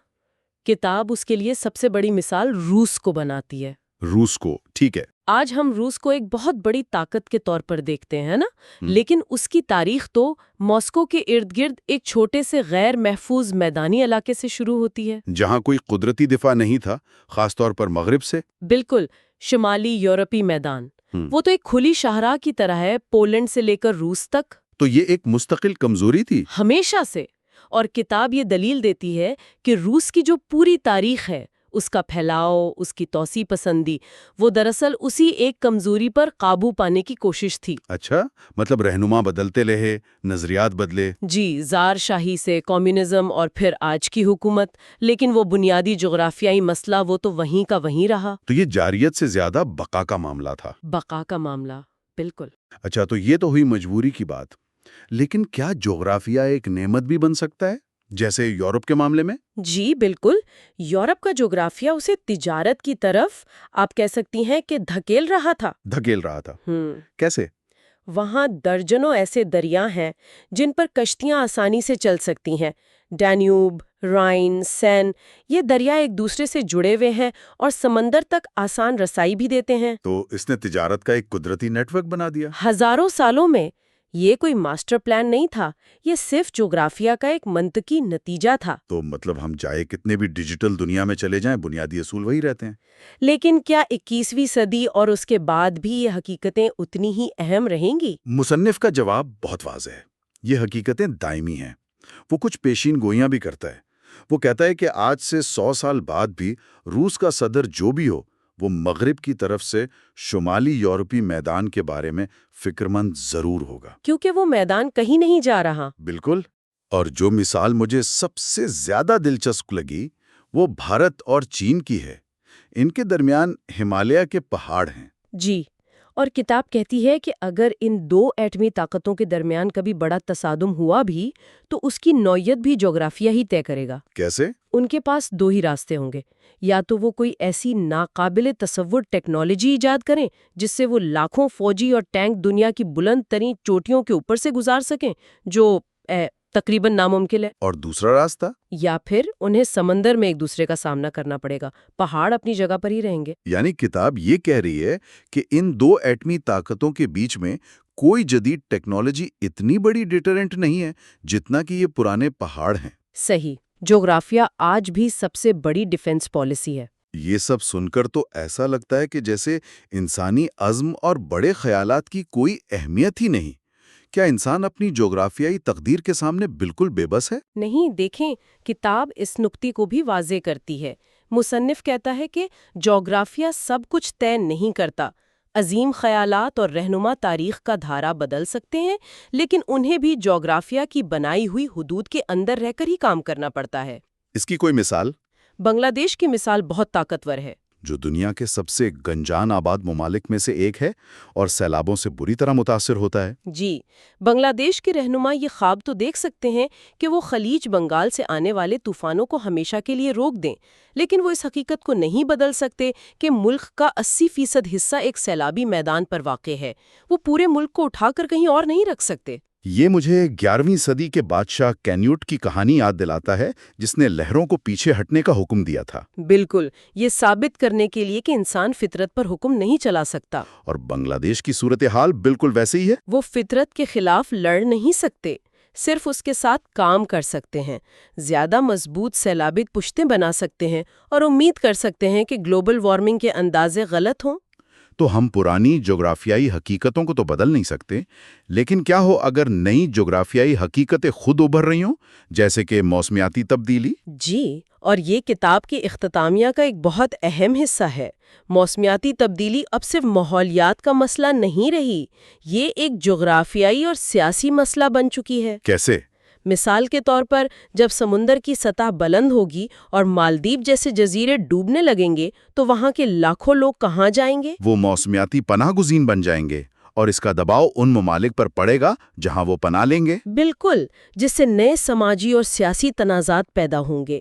یہ ایک نئی جغرافیائی حقیقت ہے۔ کتاب میں افریقہ کا بھی ذکر ہے نا؟ جی، افریقہ کے ساحلی ریجن کا، جہاں صحارا ریگستان جنوب کی طرف پھیل رہا ہے۔ کتاب کے مطابق دارفور کی جنگ جزوی طور پر اسی وجہ سے شروع ہوئی تھی۔ جب خشک سالی نے خانہ بدوش قبائل کو کسانوں کی زمینوں کی طرف دھکیل دیا تھا۔ بالکل، اور پھر پانی کی جنگوں کا امکان ہے۔ یہ تو بہت خوفناک لگتا ہے۔ حقیقت ہے، اگر ترکی دریائے فرات پر اپنی ضروریات کے لیے مزید ڈیم بناتا ہے تو نیچے شام اور عراق کے لیے پانی کی شدید قلت ہو جائے گی۔ اور یہ قلت آسانی سے ایک جنگ میں بدل سکتی ہے۔ تو موسمیاتی تبدیلی صرف موسم نہیں بدل رہی، یہ وسائل کی تقسیم کا نقشہ دوبارہ بنا رہی ہے۔ یہ نئی قیدیں ہیں۔ تو ایک طرف ہم زمین پر ان قیدوں میں جکڑے ہوئے ہیں، لیکن انسان نے ہمیشہ ان قیدوں کو توڑنے کی کوشش کی ہے، اور سب سے بڑی چھلانگ تو ہم نے خلا میں لگائی۔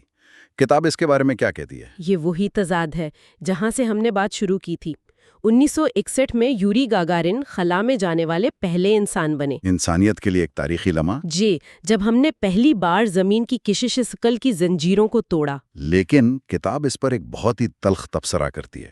بالکل، مصنف لکھتا ہے کہ یہ کتنے دکھ کی بات ہے کہ ایک اور روسی میخائیل کلاشنکوف کا نام یوری گگارن سے کہیں زیادہ جانا جاتا ہے۔ یہ بات تو واقعی چونکا دینے والی ہے۔ یہ انسانیت کی ترجیحات پر ایک گہرا طنز ہے۔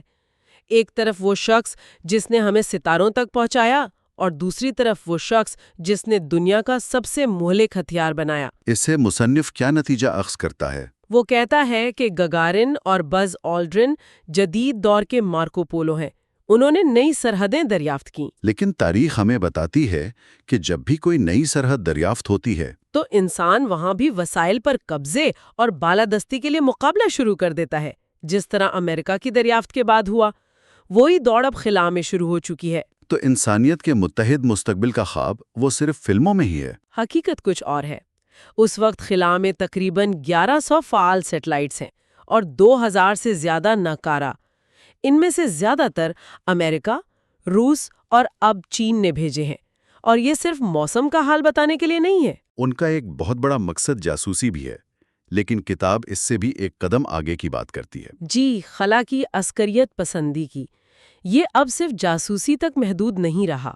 کتاب کے مطابق امریکہ اور چین دونوں ایسی لیزر ٹیکنالوجی پر کام کر رہے ہیں جو دشمن کے سیٹلائٹس کو تباہ کر سکتی ہیں۔ تو خلا کو سائنس اور تعاون کا ایک پرامن میدان سمجھنا ایک بھول ہے۔ بالکل، یہ بھی جغرافیائی سیاست کا ایک نیا اکھاڑا بن چکا ہے۔ تو اس ساری بحث کا خلاصہ کیا ہے؟